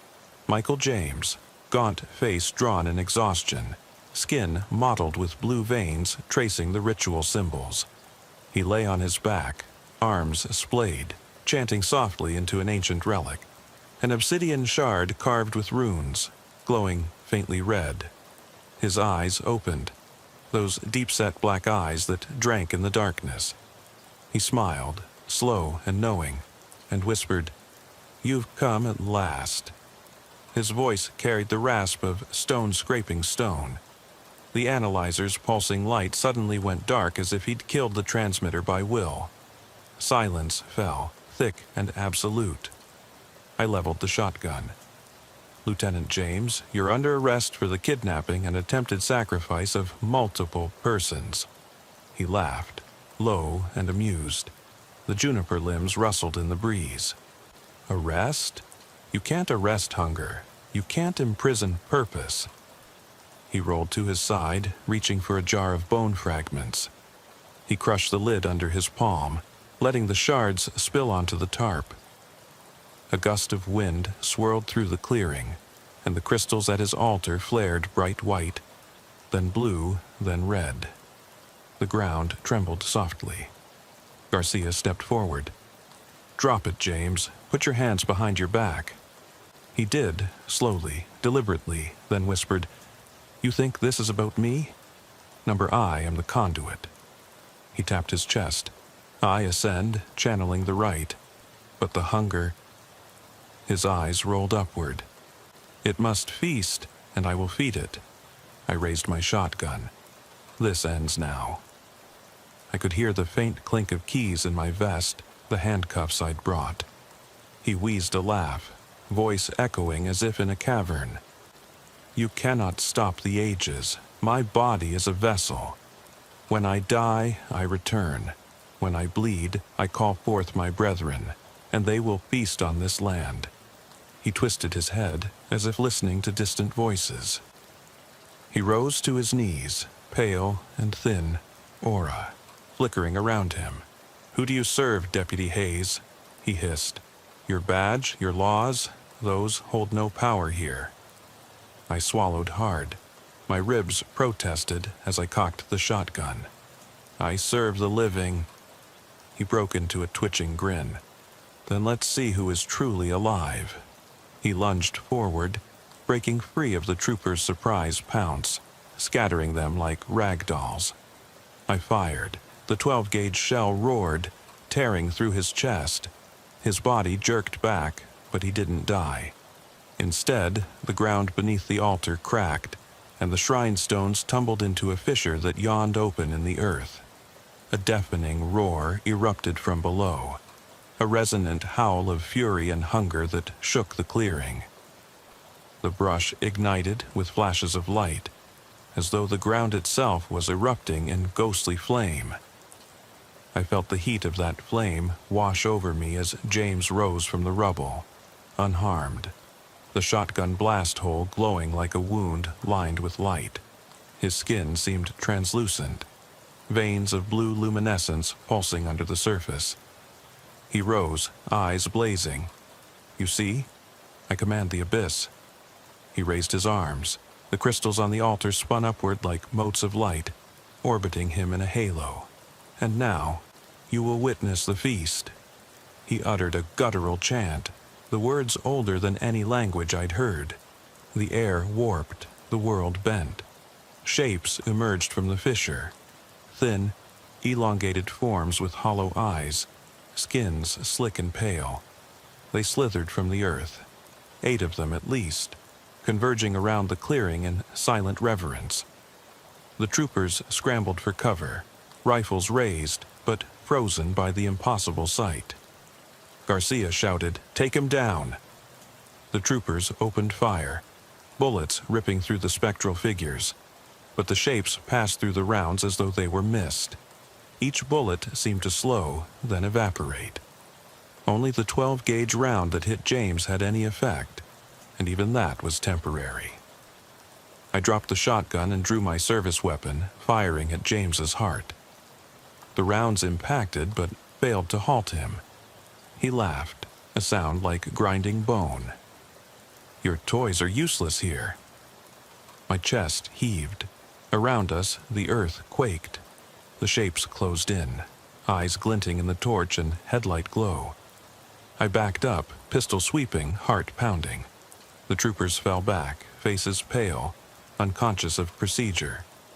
Garcia fired his sidearm, but the shapes dissolved him into mist, passing through like smoke. The lieutenant stumbled toward me, arms outstretched, chanting. I fired the last bullet and saw it rip through his shoulder. He staggered, hands pressed to the wound, chanting louder. The shapes hissed, hunger audible in their breath. I dropped to one knee, flipped the magazine out, and cursed. I was out of rounds. My ribs screamed. My breath was ragged. The figures advanced. I fired my last flare cartridge into the sky. Crack. Bright red tracer raced upward, then exploded in a halo overhead. The shapes recoiled. James hissed in anger. I seized the moment, lunged at him, and drove my fist into his wound, broken glass from his own altar shard embedded in his flesh. He screamed, white bone shards rattling in his throat. The shapes shrieked as the wound pulsed with dark ichor, smoke seeping from the slit. James's body convulsed, eyes rolling back. The ritual conduit collapsed to his knees, chanting, faltering. I grabbed his collar. "It's over," I rasped. "It ends now." He laughed between gasps. "You have no idea." He pressed the shard into my fist, and I felt a sear of cold fire, threads of pain inside my veins. The shapes raised their arms in worship as the ground yawned wider. I realized then that no bullet, no artifact could stop this. The hunger was beyond killing one man. It was a primordial force, woven into the world's bones. And I had no choice but to defend what life I could. I dropped James to the ground, staggered back, and yelled, "Fall back!" The surviving troopers retreated up the embankment, dragging Garcia and bandaging his bleeding arm. Emma's locket lay in the dirt, broken open. I kicked it aside. James writhed on the ground. Half human, half spectral flame, his binding to the entity unraveling in final agony. His eyes met mine, a flicker of recognition in the dying embers. "Mary, service," he croaked, and his body dissolved into motes of ash scattered by the wind. Silence claimed the clearing. The shapes vanished back into the fissure, which sealed with a thunderous crack, as if the earth exhaled. The disinfectant scent of blood and smoke lingered in the rain-cooled air. The troopers gathered at the embankment, panting, weapons lowered. Garcia collapsed against the cruiser, head in his hands. I holstered my pistol, chest heaving with pain and relief tangled together. We watched the fissure close, the altar buried beneath shale, the highway lights at the top of the slope glowing weakly. The rain began to fall in earnest, drumming on the rocks. I dropped to one knee beside the collapsed shrine, and in the mud found a single token, a blue-veined crystal, no larger than a marble, glowing faintly despite the rain. I picked it up, cold to the touch, pulsing in my palm like a heartbeat. I turned to Garcia. "There's no clean end to this. We buried him, but the hunger remains." I crushed the crystal in my fist. It cracked, then dissolved into steam, evaporating into the night. We did what we could. He rose, his face lined with exhaustion and grief. What now? I slipped the shard from my pocket, the obsidian relic James had chanted into. I held it in the flashlight beam. Runes glowed one last time, then faded. We watch, we guard, we remember. I pocketed the shard. And we hope no one disturbs this place again. We climbed the embankment, rain drenching us, lights of the cruiser and cruiser's red and blue strobes reflecting in muddy puddles. Behind us, the fissure lay sealed, but I knew the earth had swallowed a darkness that would dream again. And when that dream woke, so would the hunger. Lieutenant Garcia climbed into the cruiser, bandaged but alive. I closed the passenger door beside him, then walked to the driver's side, hands trembling. The highway stretched before me, slick and shining under the rain. I slid behind the wheel, inserted the key and turned it. The engine purred. I looked at Garcia in the rearview mirror. "Let's get out of here." He nodded.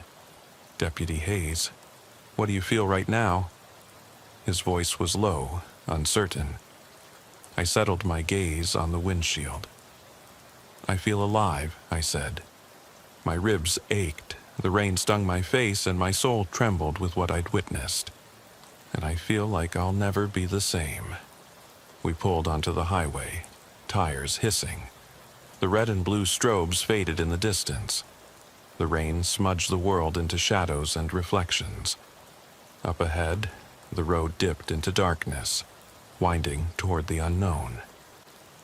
I pressed the accelerator, the cruiser surging forward into the night. And as we drove away from the feast, I realized that some darkness can only be outrun, not destroyed, and that the hunt never truly ends.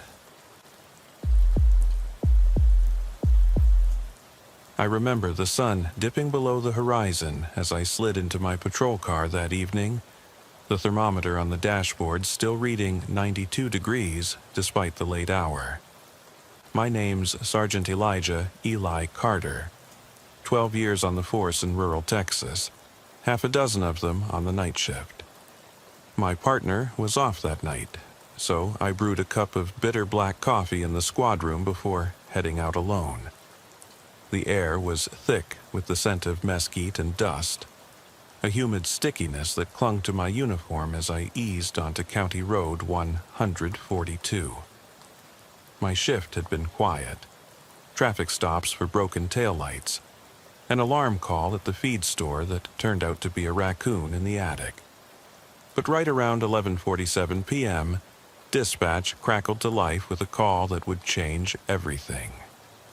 Unit 47, we've got a 1023 missing person report. Caller last spoke with his sister who hadn't been seen in 2 days. Locations 12 miles north on FM 219, property of an abandoned farmhouse. Caller reported hearing what sounded like footsteps in the fields behind the house. He tried calling back but got a silent hang-up. Proceed with caution. There was a hollow in my chest when I heard it. Missing person calls weren't rare, but the way dispatch mentioned the hang-up and the caller's fear tightened a knot in my gut. I acknowledged the call, checked my flashlight, and reminded myself, protocols first, emotions later. I flicked the light switch in the car overhead, slammed the door, and walked toward the gate, its rusty hinges creaking a warning as I nudged it open with my boot. The gravel road ahead vanished into darkness, save for the thin yellow beam cutting through the night. Minutes later, I pulled up to the edge of the property. No porch lamp, no motion light. Just the silhouette of the 2-story farmhouse framed by skeletal trees swaying in a breeze that smelled of damp earth and old secrets. I parked the Crown Victoria at an angle so my headlights faced the door, engine still running in case I needed a quick getaway. I killed the overhead light, brought my flashlight to life, and checked my sidearm. My radio sat silent, as if even dispatch was holding its breath. I approached the front door on the balls of my boots, eyes scanning every broken window shutter, every loose board. There was a faint rustle behind me, grass brushing against the car roof, but I pushed it from my mind. I knocked once, waited 5 seconds, knocked again, louder. "Sheriff's office," I called. "Deputy Carter, we got a missing person report. You okay in there?" My voice sounded small in the vast quiet. No answer. The door was locked. I pressed my ear against it. Nothing but the steady hum of cicadas beyond the walls. I radioed dispatch. 47 to dispatch, no answer at front door. All windows secured, looks abandoned. I moved to the windows, peering inside. The living room was empty, an old couch shredded by time, an overturned chair.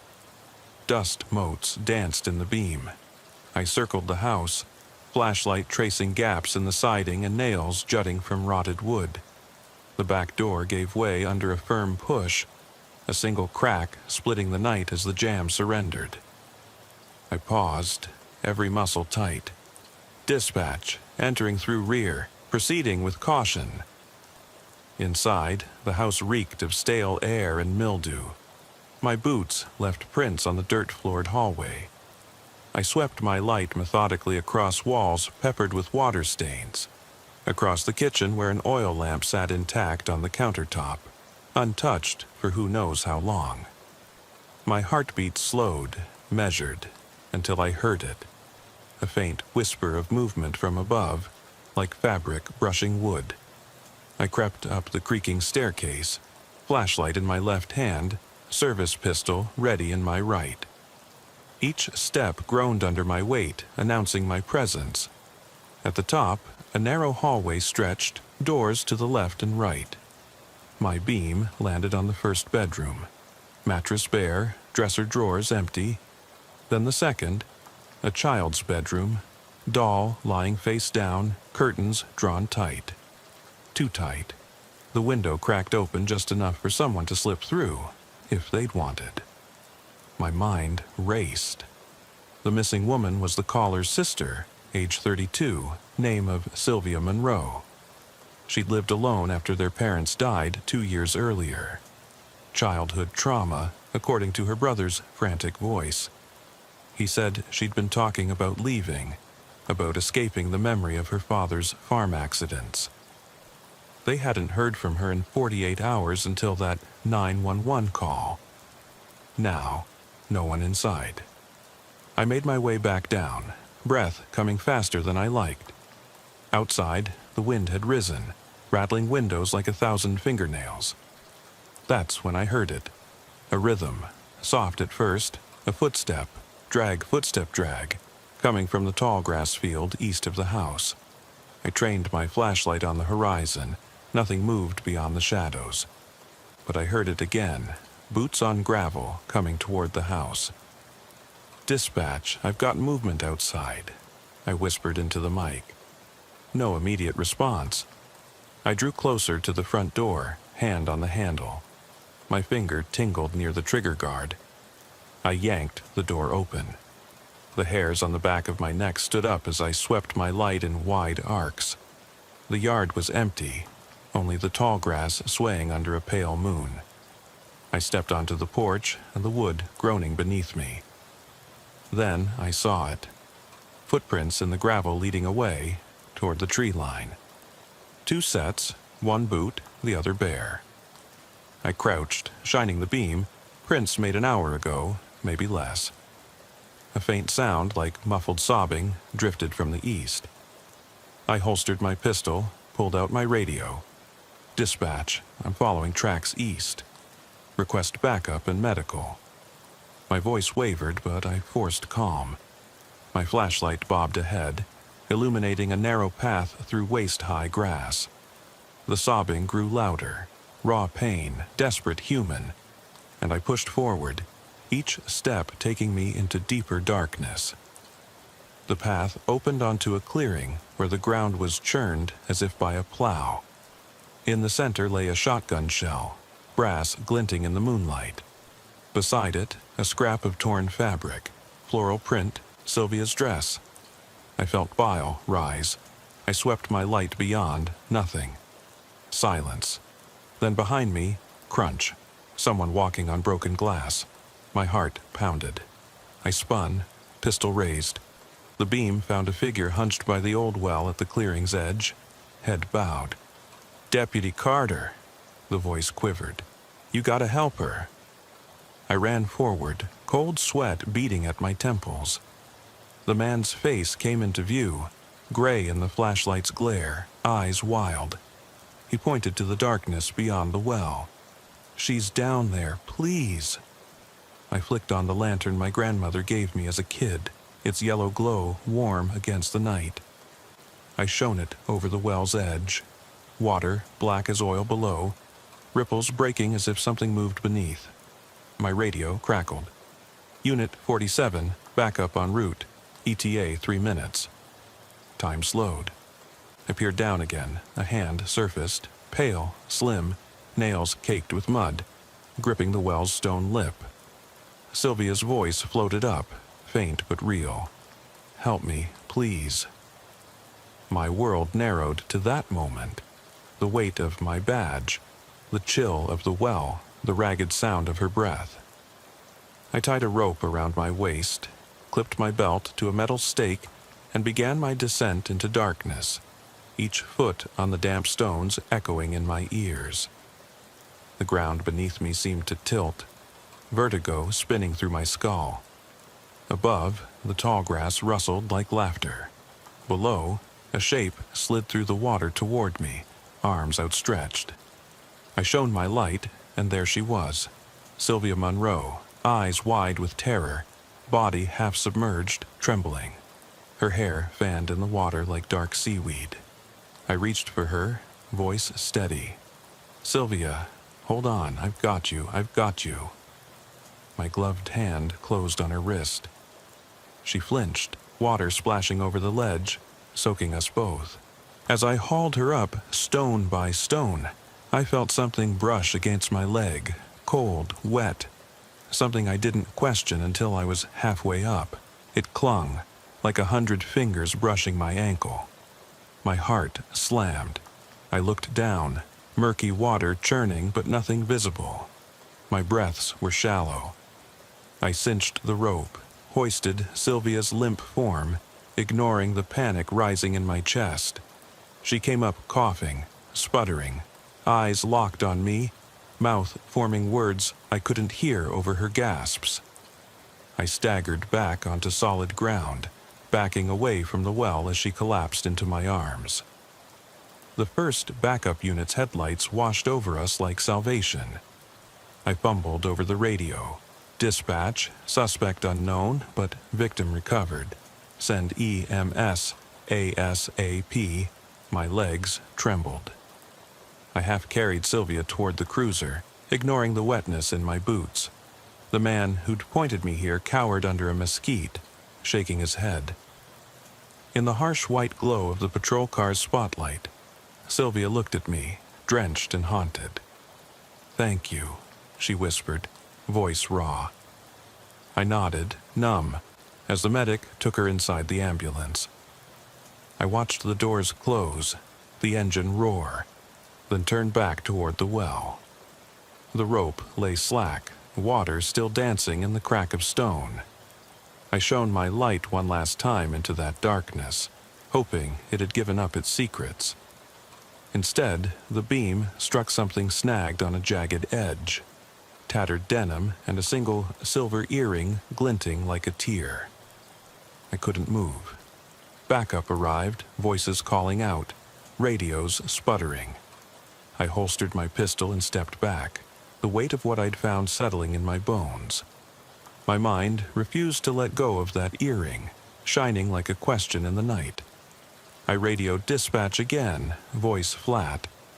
"Unit 47, there's something else down here. Need crime scene." As I waited, the wind carried a whisper up from the well, soft, teasing, a woman's sigh. I stared into the darkness, heart pounding, knowing that whatever had happened tonight was far from over. The night seemed to lean in closer, and I realized then that some mysteries don't end when you think they do. The beam from my flashlight cut through the humid blackness as I stood at the edge of that well, the crime scene tape snapping in the wind behind me. Sheriff's deputies milled about, crouching to bag evidence. A single muddy boot print pressed into the grass, the brass shell still lying where I'd seen it. I holstered my pistol, but every muscle remained coiled, electrified by the memory of what I'd nearly become that night. I took a slow breath, pressing the button on my radio.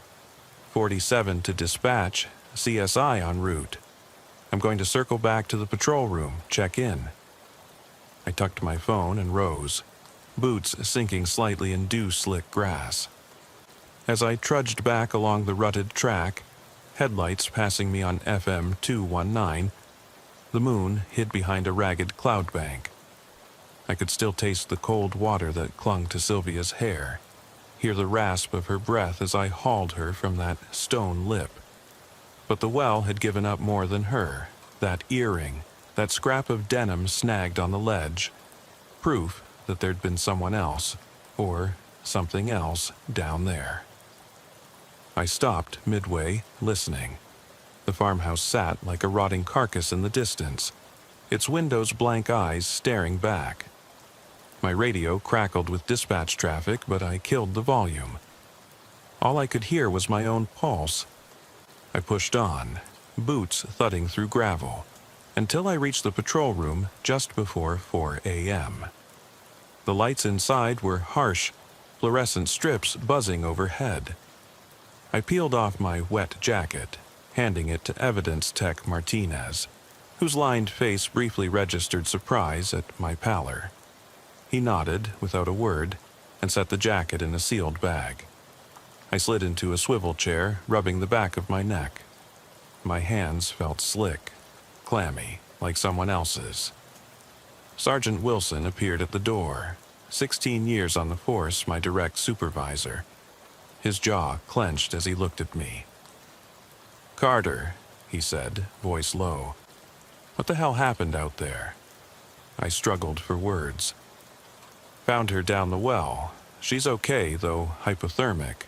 But there's an earring, evidence of another person, and I don't like what I saw in that water." My voice cracked on the last word.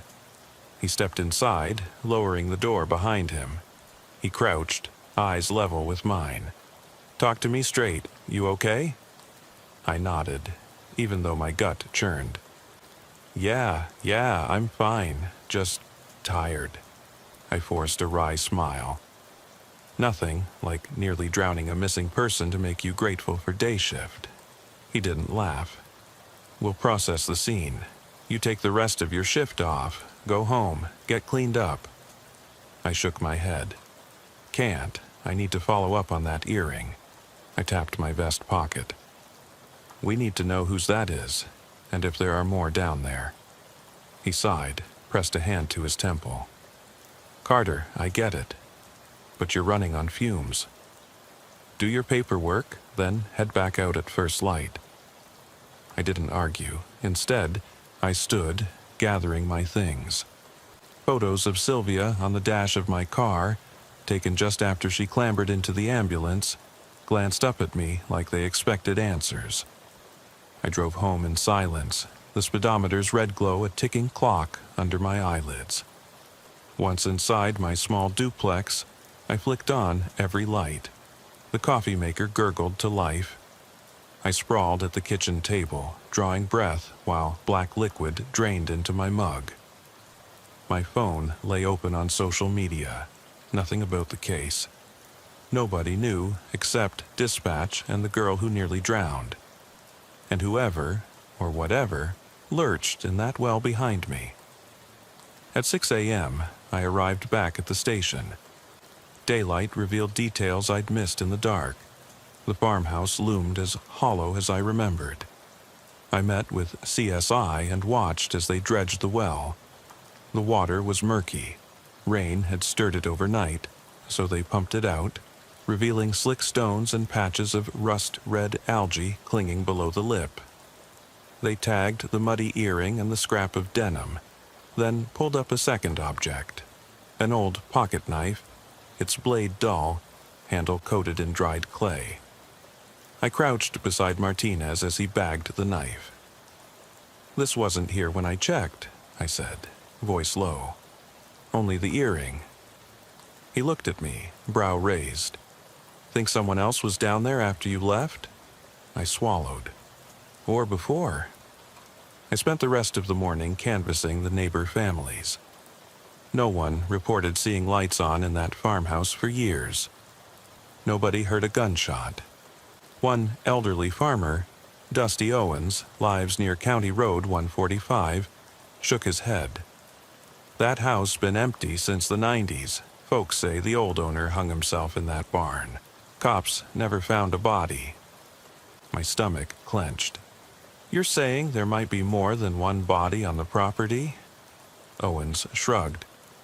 "After a storm, maybe. Who knows?" He spat, eyes distant. I thanked him, hands trembling around my coffee cup. I left him with a business card, told him to call if he remembered anything else. Back at my desk, the phone rang. It was the Monroe family's lawyer asking for updates on Sylvia. I told him she was safe and being checked out at Kerr County Memorial. He sounded relieved, almost giddy. "Thank God. Her brother will sleep tonight." I lied. I hadn't slept. The lawyer asked about suspects. I said the man who'd pointed me to the well was in custody for trespassing and resisting arrest, but he insisted the man was their cousin, harmless, mentally unstable. He begged me not to charge him. I hesitated. My gut told me this guy had more inside him than broken memories. But guidelines are guidelines. I released him with a citation, instructing him to check in with mental health services. By noon, sunlight fell like judgment through the station windows. I sat in my cruiser again, scanning the well with binoculars. The stone rim still peeked above the damp grass. Something about that earring nagged me. A circle twisted into a teardrop shape, engraved with what looked like initials. I flipped it under the light. C.M. I grabbed a scrap of paper and scribbled it down. I thought of Sylvia, her eyes wide when she surfaced, her gasp as daylight burned her retinas. I thought of the footprints. One boot, one bear. Whose initials were those on the earring? And why had they been left behind? The afternoon dragged. I filed reports, coded evidence numbers. But every page I wrote turned into the echo of that woman's scream as I shot the man in the arm, the weight of her body in my arms, the brush of something cold against my ankle in the well. My head pounded, my vision blurred. I poured coffee after coffee until the station's pot ran dry. Then dispatch rolled out a bulletin. A woman matching Sylvia's description was last seen wearing a jacket with Campbell's Outfitters logo. I pulled up records. There'd been a missing person report filed 6 months ago in Midland County. Name, Carla Mitchell. She vanished after a breakup. Local news coverage dropped when searchers found no trace. No earring mentioned, no well mentioned. My blood ran cold. Was Sylvia using an alias? Or had I pulled Carla's body up that night instead? I stomped outside, the midday heat a harsh slap. My crypto notes scribbled CM beside both names. I scrolled through the Midland file pictures. Carla's hair was lighter, but otherwise too close. I ran my finger over the earring initials again, then across my temple where the bullet grazed my skull that night back in training. Something snapped inside me. Rage, fear, exhaustion. I shoved my cruiser into gear, tires squealing, and tore down FM 219 toward Midland. Dispatcher tried to hail me, but I ignored it. I needed answers. I needed to know who CM was and what her story had to do with the man laughing in that basement, the girl at the well, and the earring shining like a lie in the dirt. As I crossed county lines, I felt every mile pushing me further from protocol and closer to something I was never trained for, truth. I flipped on my emergency lights, not to clear traffic, but as a warning. The storm I was chasing had begun, and nothing would stop it. I poured another coffee once I reached the Midland County Sheriff's Office, setting my jaw. I'd tell them I was just checking on a lead, a courtesy. But inside, I knew I was hunting ghosts of missing women, the ones they never found, the ones who waited underwater, whose voices echoed in the dark. I stepped into the station, coffee cup still steaming. The Midland's sun glared through the glass, and I'm certain I saw a flash of something behind me, long hair drifting in the breeze, a shape at the edge of my vision. I wheeled around. Nothing. But I heard a whisper in my ear, a voice familiar and distant. "Help me, please." My heart hammered so hard I thought it would burst my ribs. I gripped the coffee cup until my knuckles went white. I'd crossed the line into obsession. I didn't know if I was chasing criminals or specters, but I knew one thing. I wouldn't stop until I'd answered every question buried in that well, every scream lost in a silent hang-up, and every name that fit those initials, CM. I set my jaw, stepped forward, and knocked on the first officer's door. "Sergeant Carter, Kerr County," I said, voice steady despite the tremor in my chest. "I need your missing person files from the last 12 months, especially any with the initials CM. As the deputy complied, I glanced at the badge on his chest. Midland County Sheriff's Office. Our eyes met. and I swear I saw his pale reflection flicker. A face older, hollow, haunted. He slid the file across the desk. I opened it and found a photo that stole the air from my lungs. The woman's eyes were identical to Sylvia's, but her smile held a secret I couldn't yet read. And somewhere in that smile lay the beginning of a darkness I was only just beginning to grasp. Footsteps echoed down the linoleum corridor of the Midland County Sheriff's Office. Each click a cold reminder that I'd crossed into someone else's jurisdiction, and into a labyrinth far darker than missing person reports or basement standoffs. I cradled the file in my left hand, the photo inside pressed against my palm like a brand. The woman in the image stared back with wide, haunted eyes. The same eyes I'd seen in Sylvia Monroe, the same eyes staring up at me from the well's black water. I flipped the page and saw her name, Carla Mitchell, the initials on the earring. CMI swallowed, feeling the floor tilt beneath me. My throat ran dry. I thanked the clerk and stepped into the hall, file tucked under my arm like a grenade. I needed fresh air. I pushed open the heavy door and walked into a narrow alley behind the station. The sun had slid past its noon apex, and the heat bounced off the concrete walls with punishing intensity. I tugged off my duty belt, pistol, taser, radio, set it on a trash bin, and ran a hand over my face. A bead of sweat trickled into my eye, stinging. I fished the earring from my pocket where I'd stashed it. The silver surface gleamed despite the grit caked in its creases. I traced the initials with my fingertip, feeling the cold metal sharpen my focus. Carla Mitchell. Sylvia Monroe. Carla Mitchell. The names spun in my head like a tormentor's wheel. The file had photos of Carla.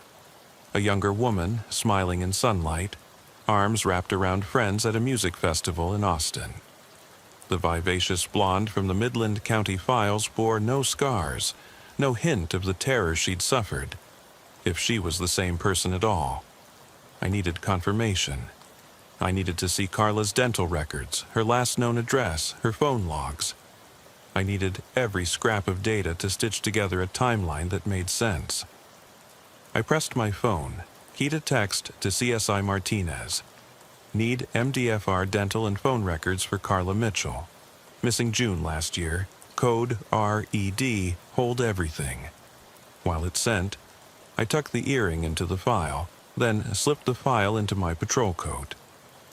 I snapped the belt back onto my hips and jogged back inside.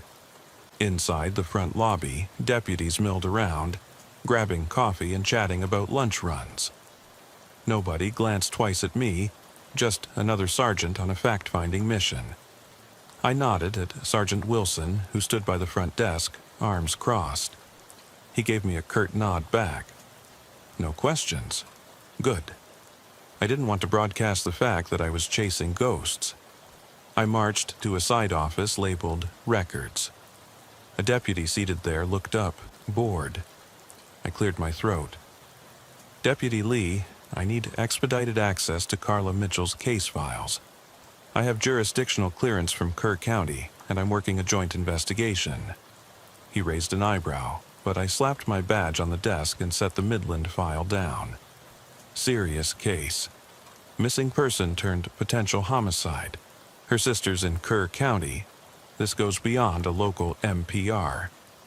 He studied the badge, then the photo peeking from the file.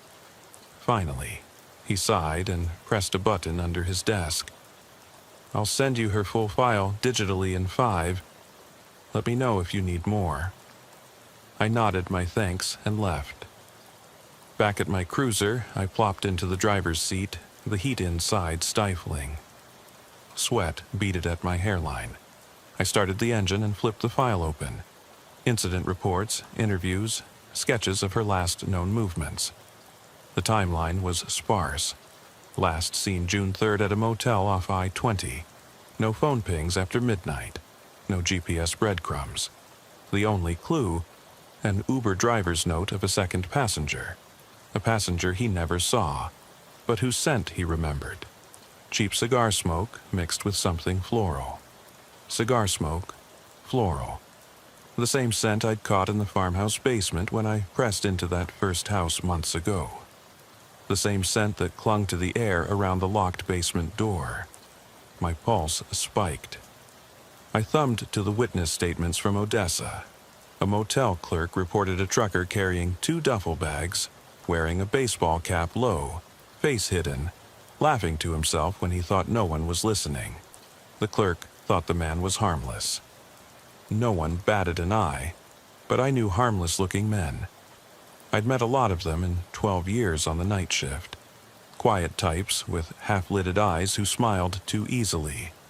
Men who walked off duty with a sigh, then came home and locked the door behind them with trembling hands. I slammed the file shut. I needed to see that well again. I needed Carla's body pulled from the water. If Carla was buried there, then Sylvia Monroe was someone else. Where was Sylvia? Was she even alive? The answers lay beneath dark water, tangled in roots and slime, and I was the one who dropped her, twice. First, when I shot a man laughing in his own twisted survival game. Second, when I hauled a near-drowned woman by her arm from the well. I'd dredged her from the abyss, but what else had I dredged? I flipped on the siren lights, blue and red blur in my rear view.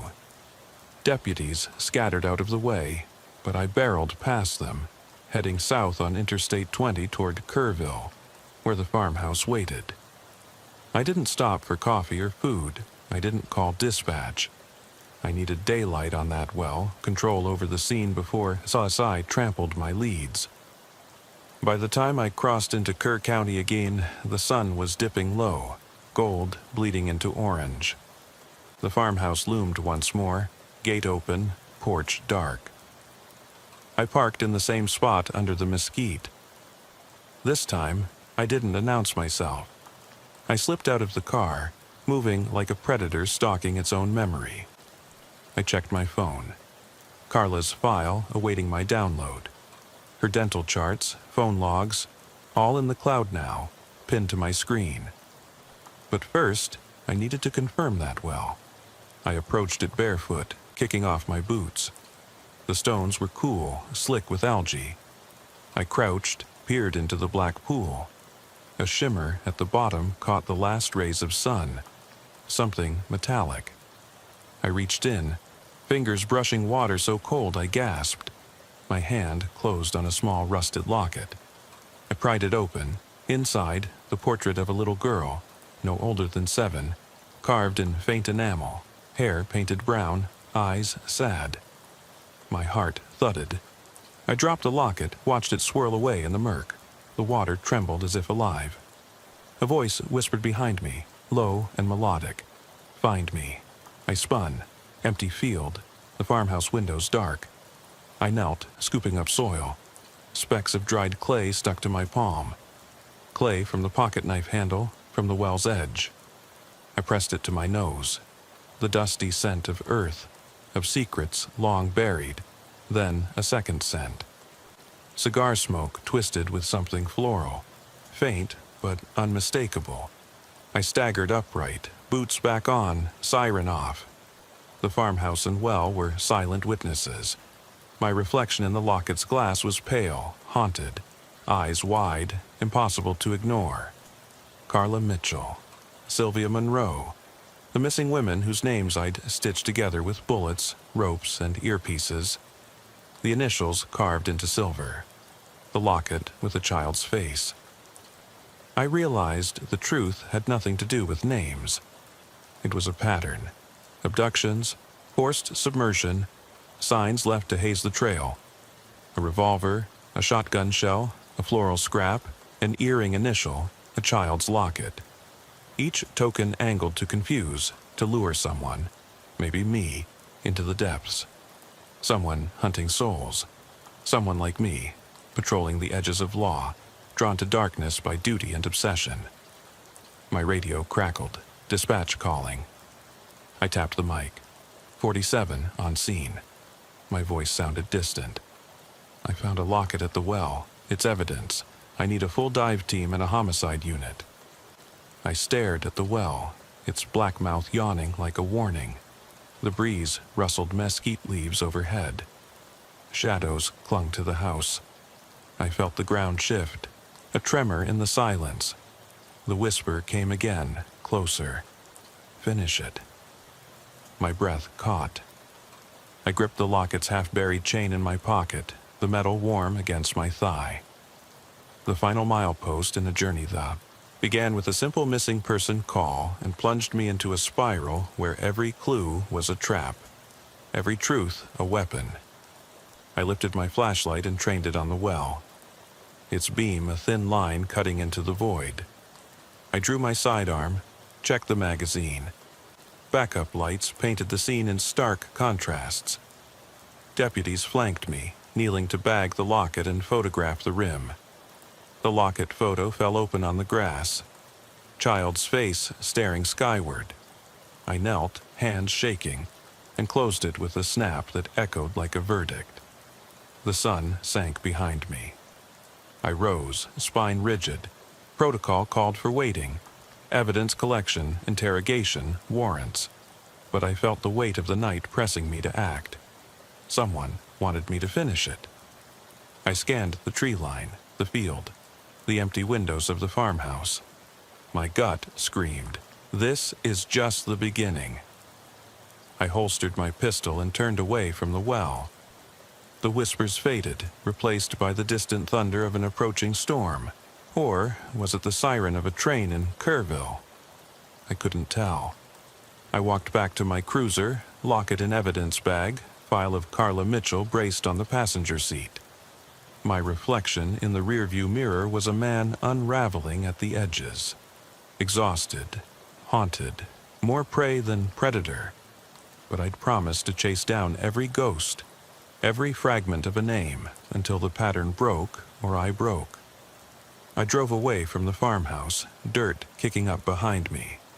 The wind whipped across County Road 142, carrying the scent of approaching rain and something floral, smoky, that lingered on my breath.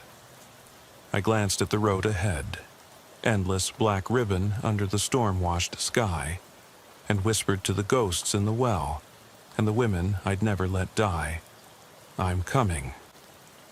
The sky tore open in jagged flashes of lightning as I sped south toward Odessa, the rain beginning in fat, cold drops that plastered my windshield and rattled the roof of the cruiser. I didn't slow down, the wipers barely kept pace, as I followed the highway into the heart of West Texas. Every mile marker felt like a countdown, each one another second closer to something I both dreaded and needed. Carla Mitchell's initials burned on my mind, shimmering with every flash of high beams. CM.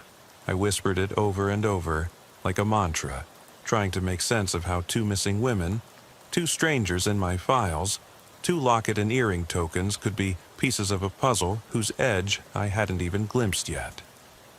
I pulled off at exit 102, County Road R159, and drove through shuttered motels and vacant storefronts until I found what I was looking for. The faded sign of Mitchell's Motor Lodge, where the last credible sighting of Carla was logged. The neon letters sputtered in the downpour, half lit. Motel. A single barrel-chested desk clerk huddled behind plexiglass, his cigarette smoke curling into the stale humidity of the lobby. I opened the door, setting off a bell that rang twice before I slid up to the window. "Sergeant Carter, Kerr County Sheriff's Office," I said, tapping my badge. Water dripped off my hat brim. "I'm following up on a missing person report for Carla Mitchell. She was last seen here June 3rd of last year. I'd like to review your registration logs and any security footage." My voice was low, authoritative. He blinked, then peered down at a dusty binder. "Carla Mitchell," he muttered, flipping pages. "Stayed in room 12, checked in late. Checked out 2 days later, but nobody booked in after. Footage. Our cameras point at the office door and parking lot. I can show you." He slid the glass door open, his sideways glance surprised, either by my urgency or by his own suspicion. I nodded, following him into a cramped back office lit by a single bulb. He queued up footage on an old monitor, timestamp reading June 4th, 11:22 p.m. Grainy black and white showed Carla's blonde hair slipping from her shoulders as she lugged 2 duffel bags into the rain. She paused at the desk to sign the ledger. The clerk behind the glass handed her a key. She turned, umbrella tipping back and forth. Then she crossed the parking lot toward the rear exit. 2 men in 18-wheeler caps watched from the driver's seats of a big rig, idling under a flickering street lamp. She hesitated, looked over her shoulder, into the cab's shadowed interior, then nodded and slipped between them. The truck's door stayed open just long enough for her to duck inside. She vanished. My knuckles whitened around the file folder as I watched her silhouette disappear into the semi-trailer. No sign of struggle, no scream. Just a nod, a barrel of steel, and then blackness. They cut the feed. The clerk's cigarette burned low. That trucking company's out of Albuquerque. Name's Red Sky Freight. You want to call them, see who that driver was?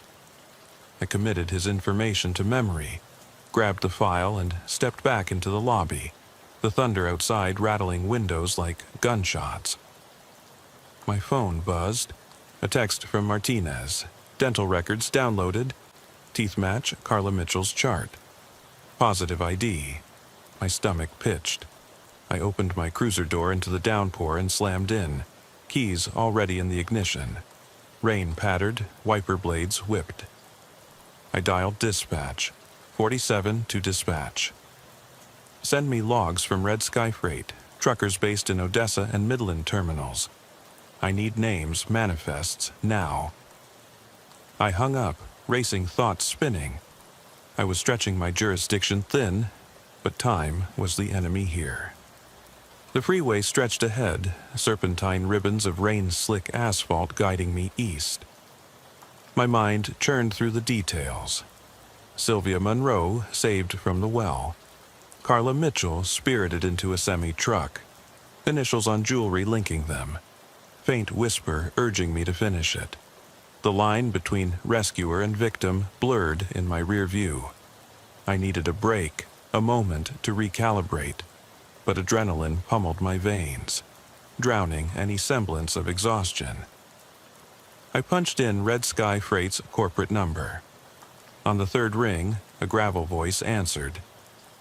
Red Sky Freight dispatch. This is Sergeant Carter, Kerr County. I need driver logs for truck number TX80875-3, early June last year. Name of the driver. Route details, anything. A pause. 1 second. The line crackled. Driver was a Michael Teller. Picked up at Albuquerque Yard June 4th, destination Odessa. Driver logged as single operator, no co-driver. What about overnight guests or any unusual stops? Not in our manifest, just local drop-offs around Odessa and Midland counties over the next 2 days. I pressed for specifics. Times, weigh-in records, fuel receipts. By the time I hung up, I had enough to trace Teller's circuit. Amarillo, Odessa, Pecos, back to Albuquerque. His route sliced through the barnyards and oil fields, the scrub prairie where cell towers are as rare as water sources. Perfect hunting ground. I punched Odessa into my GPS and clutched the wheel. Why had Teller picked up Carson? Why had Carla climbed into his rig without protest? Maybe she knew him. Or maybe she was desperate. I drove into a twilight that looked tarred, the storm turning the horizon to ink. I tattooed the accelerator, pushing the cruiser to the limit. I arrived at Red Sky's yard just outside Odessa's industrial sprawl. Semi-trailers lined the perimeter like sentries. A single security camera blinked atop a light pole. I parked beyond the chain-link fence, grabbed my raincoat, and crept along the fence line until I found the trailer I'd seen in the footage. Number TX88753. Its tires glared slick in the headlights. No cab lights, door sealed. I ran my gloved hand along the rivets. Cold, indifferent steel. The keys from the registry were long gone, likely destroyed with the logbook. I rifled through the gravel shoulder for footprints. Large lugs, 22-inch tires. Nothing new. Then I noticed an indentation in the dirt beneath the trailer's rear. Barefoot sole marks, faint but clear. I knelt, breath visible in the damp air, and made a plaster impression with a stick in the edge of my glove. Barefoot. Carla again? Or someone forced? A movement behind me made me spin, pistol drawn. A security guard in a neon vest, shotgun slung over his shoulder, stared at me. "You lost, officer?" he yelled over the wind. I raised one hand. "Sergeant Carter, Kerr County. Trucking Laws Inquiry. My phone call?" He snorted.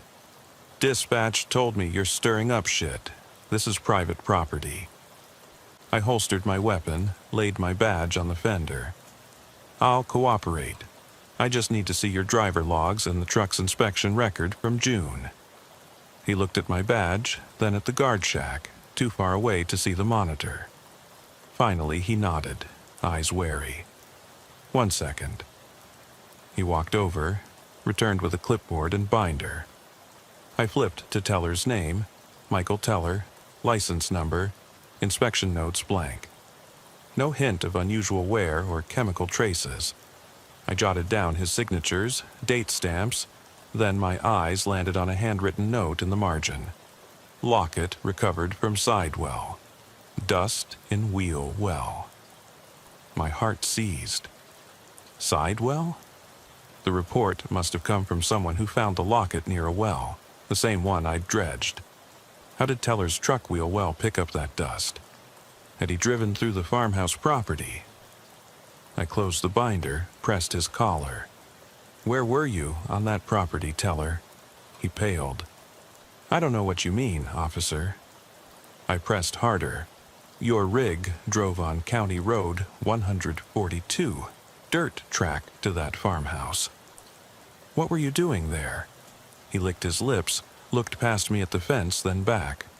I come through on supply runs, deliver feed to farms." "Which farms?" "Give me addresses and times." He hesitated, sweat mixing with rain. "Odessa Feed Company deliveries, random sequence." He flicked his eyes to the darkness. "But I never went near a well." His eyes flicked with fear. I sensed a lie. My gut told me this man thrived on secrets. I nodded, closed my notebook. "I'm seizing this truck and your logs. Any interference, and I'll bring you in on obstruction charges." He sagged, shoulders slumped. You can't do that. I already have." I called dispatch. 47 to dispatch, unit to tow. TX88753 for impound and forensic exam. Driver possibly involved in missing person aggregate. Arrangements for detention pending. I hung up. Teller's face drained. He shook. "You don't understand. You don't—" "I will," I said. "You will." I cuffed him and read Miranda, rain dripping off my hat brim. He swore at me under his breath, a string of curses that ended in a plea. I didn't kill her. I watched as he was led away, eyebrows tight with fear. I turned back to the trailer, rain pelting the corrugated steel. I shone my light at the wheel wells, fanning out the beam until it settled on specks of red clay, some of it still caked in grooves. My breath hitched. I knelt and scraped some onto a paper towel. The same clay that lined that well in Kerr County. The same clay that clung to that pocket knife. The same that stuck to the earring before Carla's brother found it. I wrapped the sample in tin foil and pocketed it. The wind roared through the yard, lightning slicing the sky open again. illuminating rows of silent trailers. My phone buzzed. Text from Martinez. Cigar, residue, and well match on trailer analysis. Floral notes confirmed. My pulse roared. I closed my eyes, pressing my fist to my brow. Every piece pointed back to Teller in that rig. But why had he left a trail? Flowers, soil, locket, earring. Why toy with me? A whisper drifted on the wind. Finish it.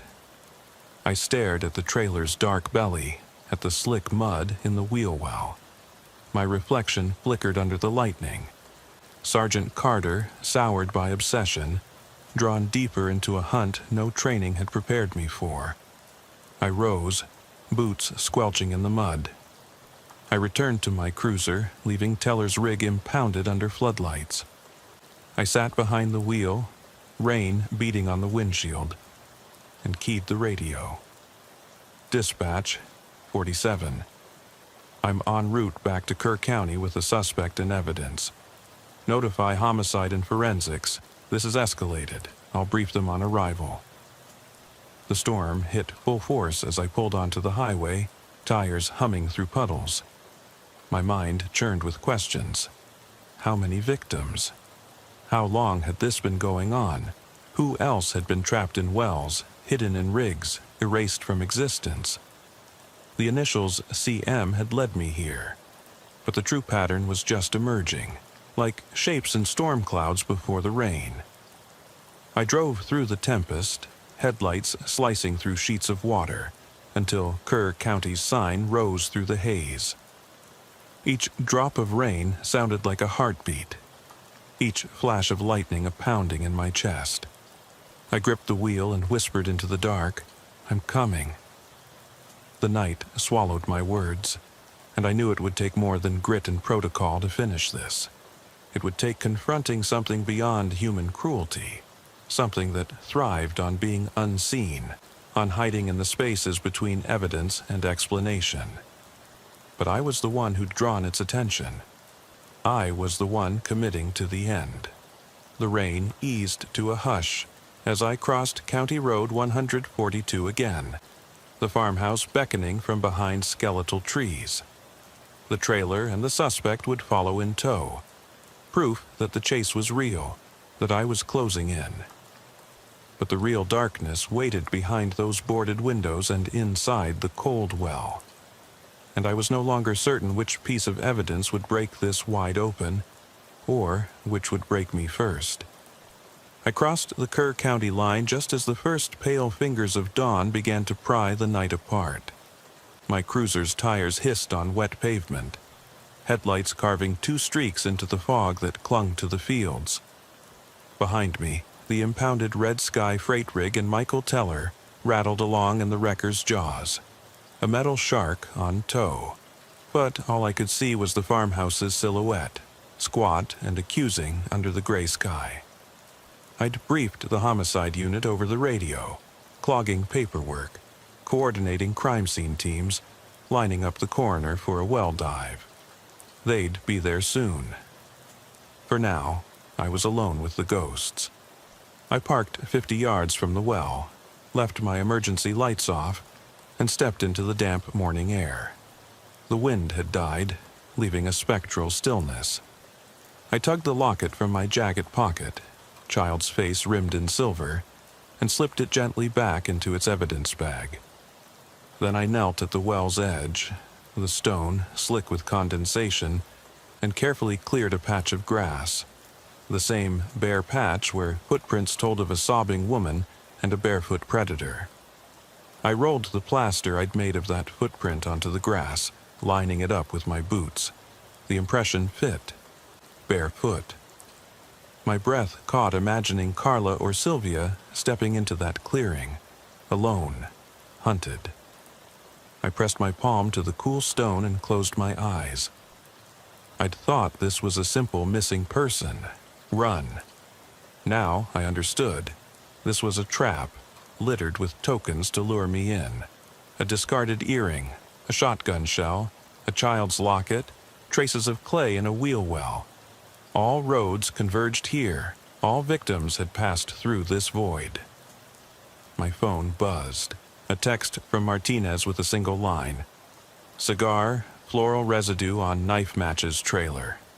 Earring metal matches locket. My throat went dry. He was right. The same orchestration repeated: smoke, clay, metal tokens.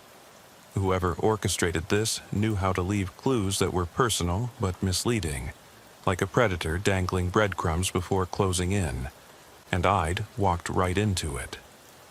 I rose, brushing dew from my jeans, and walked to the farmhouse's front door. CSI had taped a perimeter, but I slipped past. Old wood groaned like a warning. Inside, dusty floors stretched into shadowy corners. The air smelled of mold and stale cigarette smoke.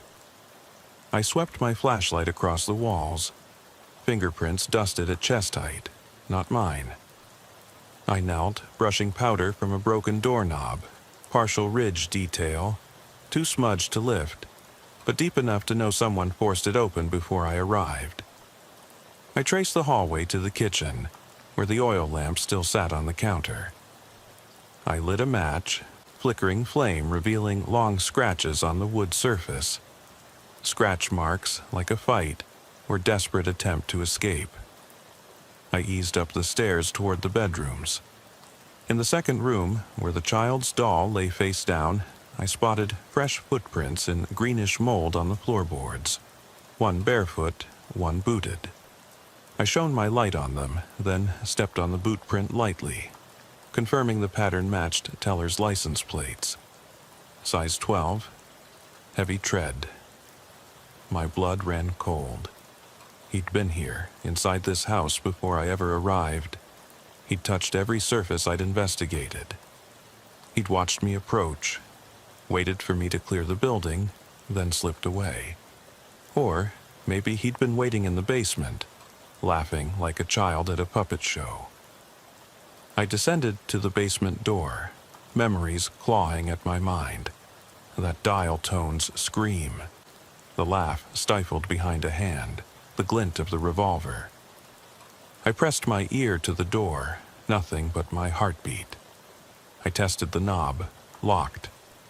I shoved it open and stepped inside. The beam revealed the landline, handset off hook. Speakers still distorting a faint hum. My flashlight revealed long grooves on the phone cradle, as if someone had dragged a blade across it. I knelt, ran my glove over the fresh rust. My pulse spiked. Teller's pocket knife. He'd brought it here, carved fear into my memory, and left it behind. I swept the beam to the far corner where the man had stood. The concrete floor was stained not just with water damage, but with darker smears. Dried clay mixed with reddish streaks. I scooped some into an evidence bag. The smell was metallic, oppressive. I imagined Sylvia's hand gripping the phone, her terror echoing in empty walls. I imagined Carla's eyes when she looked up at the cab of that semi, trusting or terrified. The basement was a chamber of witnesses, each clue a silent scream.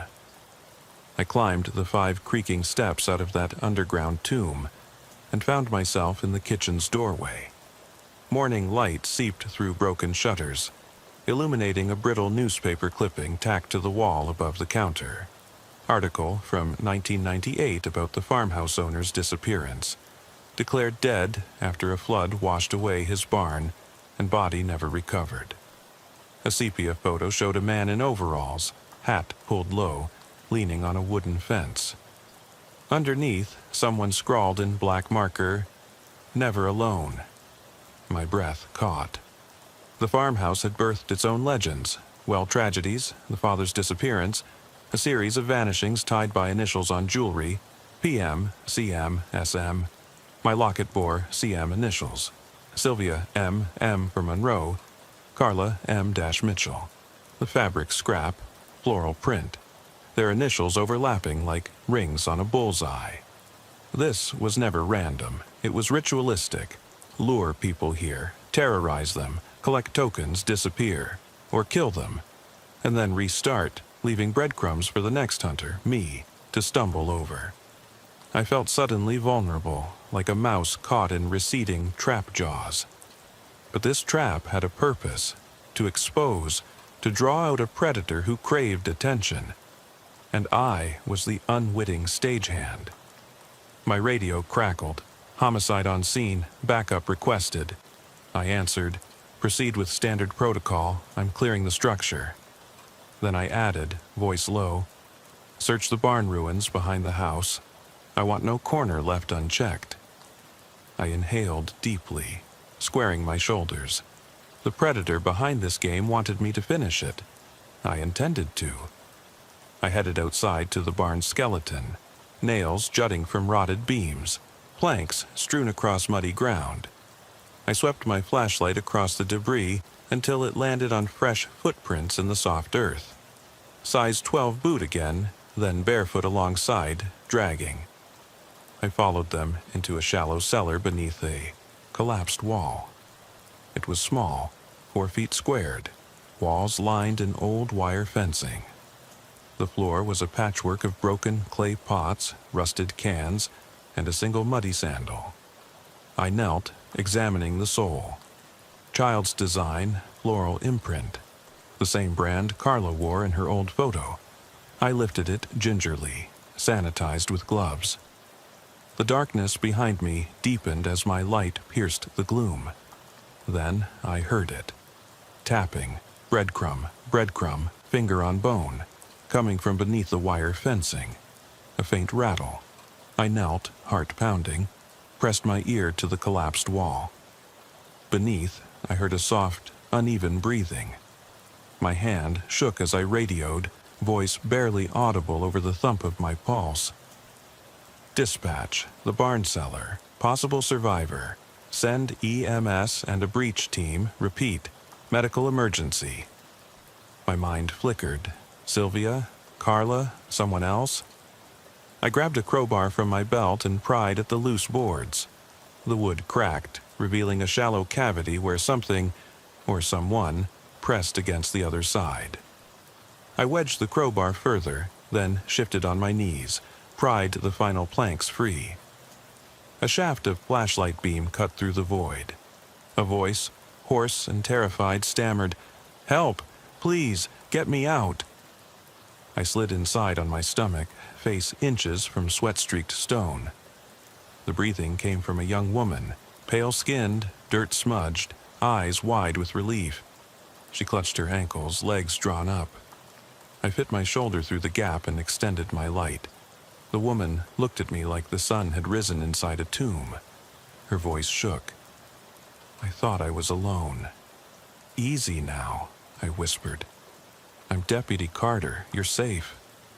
I brushed hair from her face, long, dark, tangled with clay. She sniffed, tears brimming.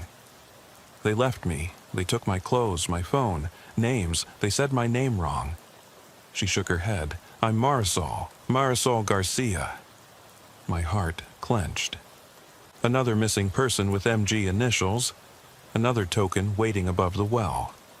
An earring with MG engraved had gone uncollected because I never plumbed that drain far enough. I anchored my belt to a wooden beam and looped a rope around her torso as instructed by training. Secure the victim before extraction. She shivered. I pressed my jacket over her shoulders. The shaft of daylight through the wall's gap was thin but enough. I heaved, brought her through, sweat and blood mingling on my sleeves. Once her boots touched solid ground, she collapsed into my arms. I held her tight, feeling pulse flutter like a caged bird. Sirens wailed as EMTs arrived, and deputies formed a perimeter. I watched Marisol being tended with warming blankets and oxygen. I averted my gaze, my mind racing. 1 woman saved, 2 women missing, and countless names waiting to be carved into clay and metal. The barn's cellar held Marisol's body only moments ago, now an echo. The well held someone else. The farmhouse held someone else. The world was a network of traps and tokens, and I was running out of threads to follow. I lifted my head, rain starting again in fitful drops. I drew a breath, fighting nausea and exhaustion. I radioed, Carter to dispatch, Marisol Garcia rescued. 3 victims identified, Monroe, Mitchell, Garcia. Possible pattern of multiple M surnames. Recommend statewide alert on any missing persons with M initials. Immediate review of cold cases. The deputies exchanged grim looks as they bagged evidence. The baptism of a new investigator thrust into a case too deep, too orchestrated. I retrieved the child's sandal from my pocket, tracing the floral imprint. I felt its sole edges soften under my touch. Marisol's eyes hovered at the edge of my vision.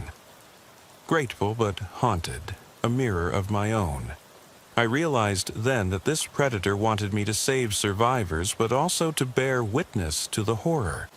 The fear of that narrow space, the ritual of tokens, the broken bodies calling for rescue. I slid the sandal into an evidence box, sealing it with tape.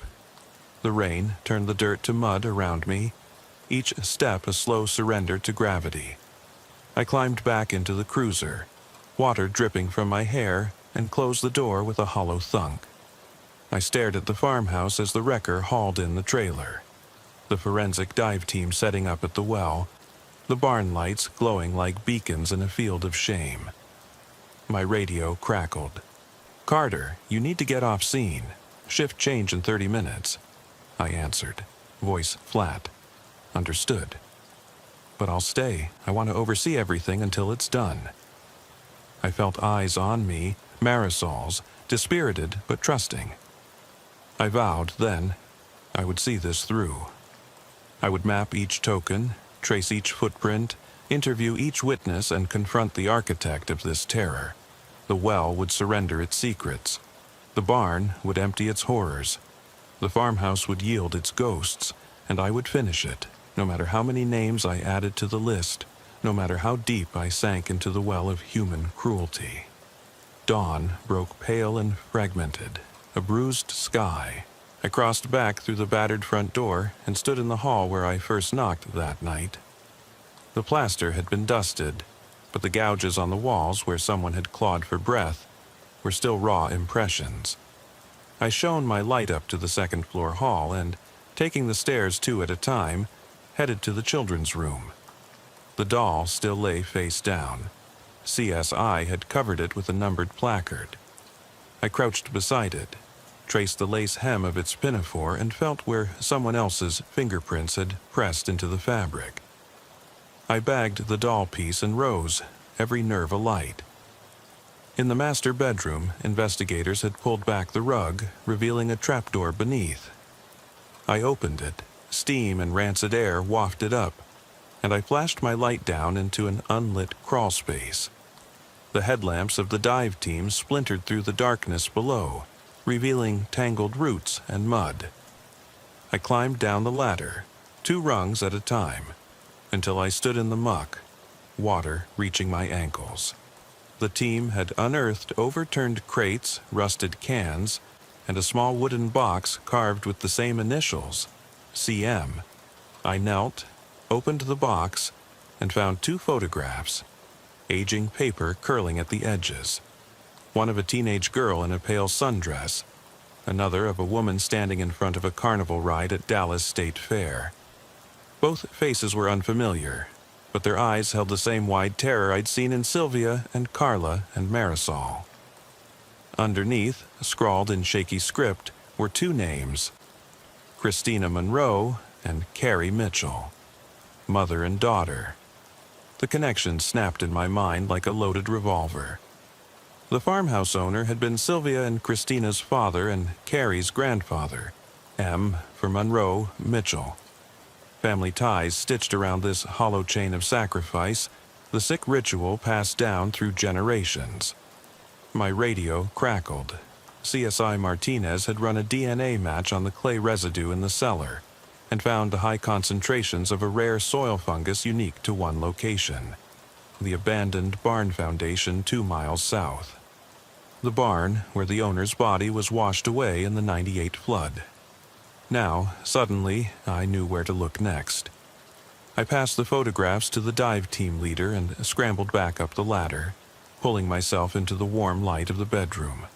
My boots dripped slurry across the hardwood, and I ignored the shouts behind me as I rushed into the hallway, heart pounding like a jackhammer. I sprinted down the stairs and out the front door, where deputies were directing traffic away. My cruiser's engine idled 30 feet away. I didn't pause to pull my weapon. I didn't need it. The barn's location was burned into my GPS memory. I tore down the drive, tires spinning in the mud, and veered onto County Road 142. The sky was a bruised palette of purple and gold, the humidity lifting but not enough to clear the sense of blood in the air. I reached the barn ruins in under 5 minutes, skidded to a halt, and jumped out, flashlight and sidearm drawn. Under the cracked tin roof and shattered beams, the foundation was half buried in earth. At the center, a square shaft gaped like a wound in the ground. The soil around it was cracked and parched, but my light revealed wet streaks leading into the abyss below. I shone my beam down. The shaft dropped 20 feet before opening into a cavern of dripping rock walls. Shadows drifted at the edges. I felt that same pull, the locket's cold whisper, the echo of a phone's dial tone. I knelt and traced ancient initials carved into the stone. PM, Paul Monroe, Patriarch. SM, Sylvia's namesake. CM, Christina and Carla. MG, Marisol Garcia. A litany of victims, generations of women sacrificed and stored in earth and water. This was the root of the nightmare. The dive team arrived, ropes and harnesses in hand. The coroner followed, expression tight. I watched them shrink into the shaft's mouth, beam lights vanishing into the black. I shoved my hands deep into my pockets until my fingers closed on the final token. Marisol's sandal, now pinned in a plastic bag. I held it to my chest and closed my eyes, feeling her breathed prayer echo in my ears. They said my name wrong. A low rumble vibrated through the ground. Engine noise or distant thunder, I couldn't tell. I looked down the shaft again and imagined a woman's hand pushing off the rock wall to propel her down, kicking past clay-coated bones. I swallowed and drew one last breath before decision. I climbed the railing, secured my belt to a solid beam, and clipped into the harness. The dive leader shouted instructions. "You sure, Sergeant?" I nodded, heart thundering. I'm the one who started this. I began my descent into darkness. Every foot I lowered myself, the stone walls closed in, and the pitch of dripping water grew louder. My flashlight caught glints of something slick. Long dark hair, fragments of cloth, metallic shards, evidence of every life stolen here. I reached the bottom, landed in ankle-deep water, and a wave of sour air hit me. The chamber was larger than I expected, a natural cavity carved by groundwater centuries ago. But now it was a crypt. I signaled, and the dive leader floated in beside me. Behind us, the coroner followed. I shined my light across the floor. Skeletons lay in collapsed piles. Clothing remnants, jewelry tokens, each body marked with an evidence flag. Near the center, a fresh hole gaped. A grave dug by someone recently. I knelt beside it, shining my beam inside, a curled form wrapped in silt-stained sheets. I swallowed, eyes stinging as I recognized the outline of a petite frame. I waved up. They found her. Hands reached down, lifting something heavy. My light found a face, pale and peaceful. Lips parted as if mid-whisper. Sylvia's sister, Christina Monroe. I knelt as they laid her on a tarp, eyes fixed on the curve of her cheek. The coroner crouched, snapping photos. My hands trembled on my knees. Christina's earring still gleamed in her ear, initials PM faint in its silver curl. My radio crackled, backup overdue. A deputy's voice. "Sergeant, you need to come up. We got something on the farmhouse." I rose, wiping muck from my uniform, and signaled the dive team up. As they ascended, craning their necks for air, I sprinted back to the barn's edge, pausing only to grip the railing. My boots slid on mud as I broke into a run, mud spraying behind me, until I burst through the tree line and onto the farmhouse yard. The front door had been left ajar. Inside, a soft glow pulsed in the living room. I entered to find Sergeant Wilson and the homicide captain, flicking through photographs pinned across the dining table. Wilson looked up, face pale. "Carter, get a load of this." He flicked to a photo taken that morning. A grainy snapshot from an old security camera outside the farmhouse across the street. A camera I didn't know existed. In the photo, from 2:13 a.m., two silhouettes stood on the porch railing. One tall and broad-shouldered, the other short and lithe, wrapping an arm around the taller's waist. They stared directly at the camera, heads tilted, as if posing for a portrait. The timestamp glowed red beneath them. I stared at the figures. The taller man was unmistakable. Michael Teller, silhouetted in his red sky freight cap. But the smaller figure, slim, hair pulled back, stood with her head tilted toward him, posture almost casual. I zoomed the image. The short figure wore boots that matched the barefoot prints at the well. The pants were floral print, Marisol's design, and on her finger glinted a matching earring, small and silver, stamped with the initials E.G. My blood ran cold. E.G., another name, another token, a partner in this macabre dance. And there they stood on my property, mere feet from where I first knocked that night. Under the flashing dawn light, the farmhouse across the street, a house I'd never noticed, was the hidden lair of a second conspirator. I drew a shaky breath. "That's her," I said, pointing. "Marisol's partner." Wilson's jaw clenched. "She's alive too, with him." My mind raced. The whispers I'd heard in the wind, the voice urging me to finish. It hadn't been the predator calling. It had been the partner, luring me in, guiding me through the maze of graves and water, orchestrating each token to break me open, to draw me to this final reveal. They wanted me here, on their porch, to witness the trap closing. I bolted for the door, drawing my weapon. Wilson followed. I stepped out into the morning air, cold rain mingling with sweat on my face. Across the street, the farmhouse sat silent. Not a light flickered, no curtains stirred. But I could hear it, the faint hum of a generator, the bass of a television tuned to static. They knew I was coming. I raised my radio. "All units, perimeter around the farmhouse across the street.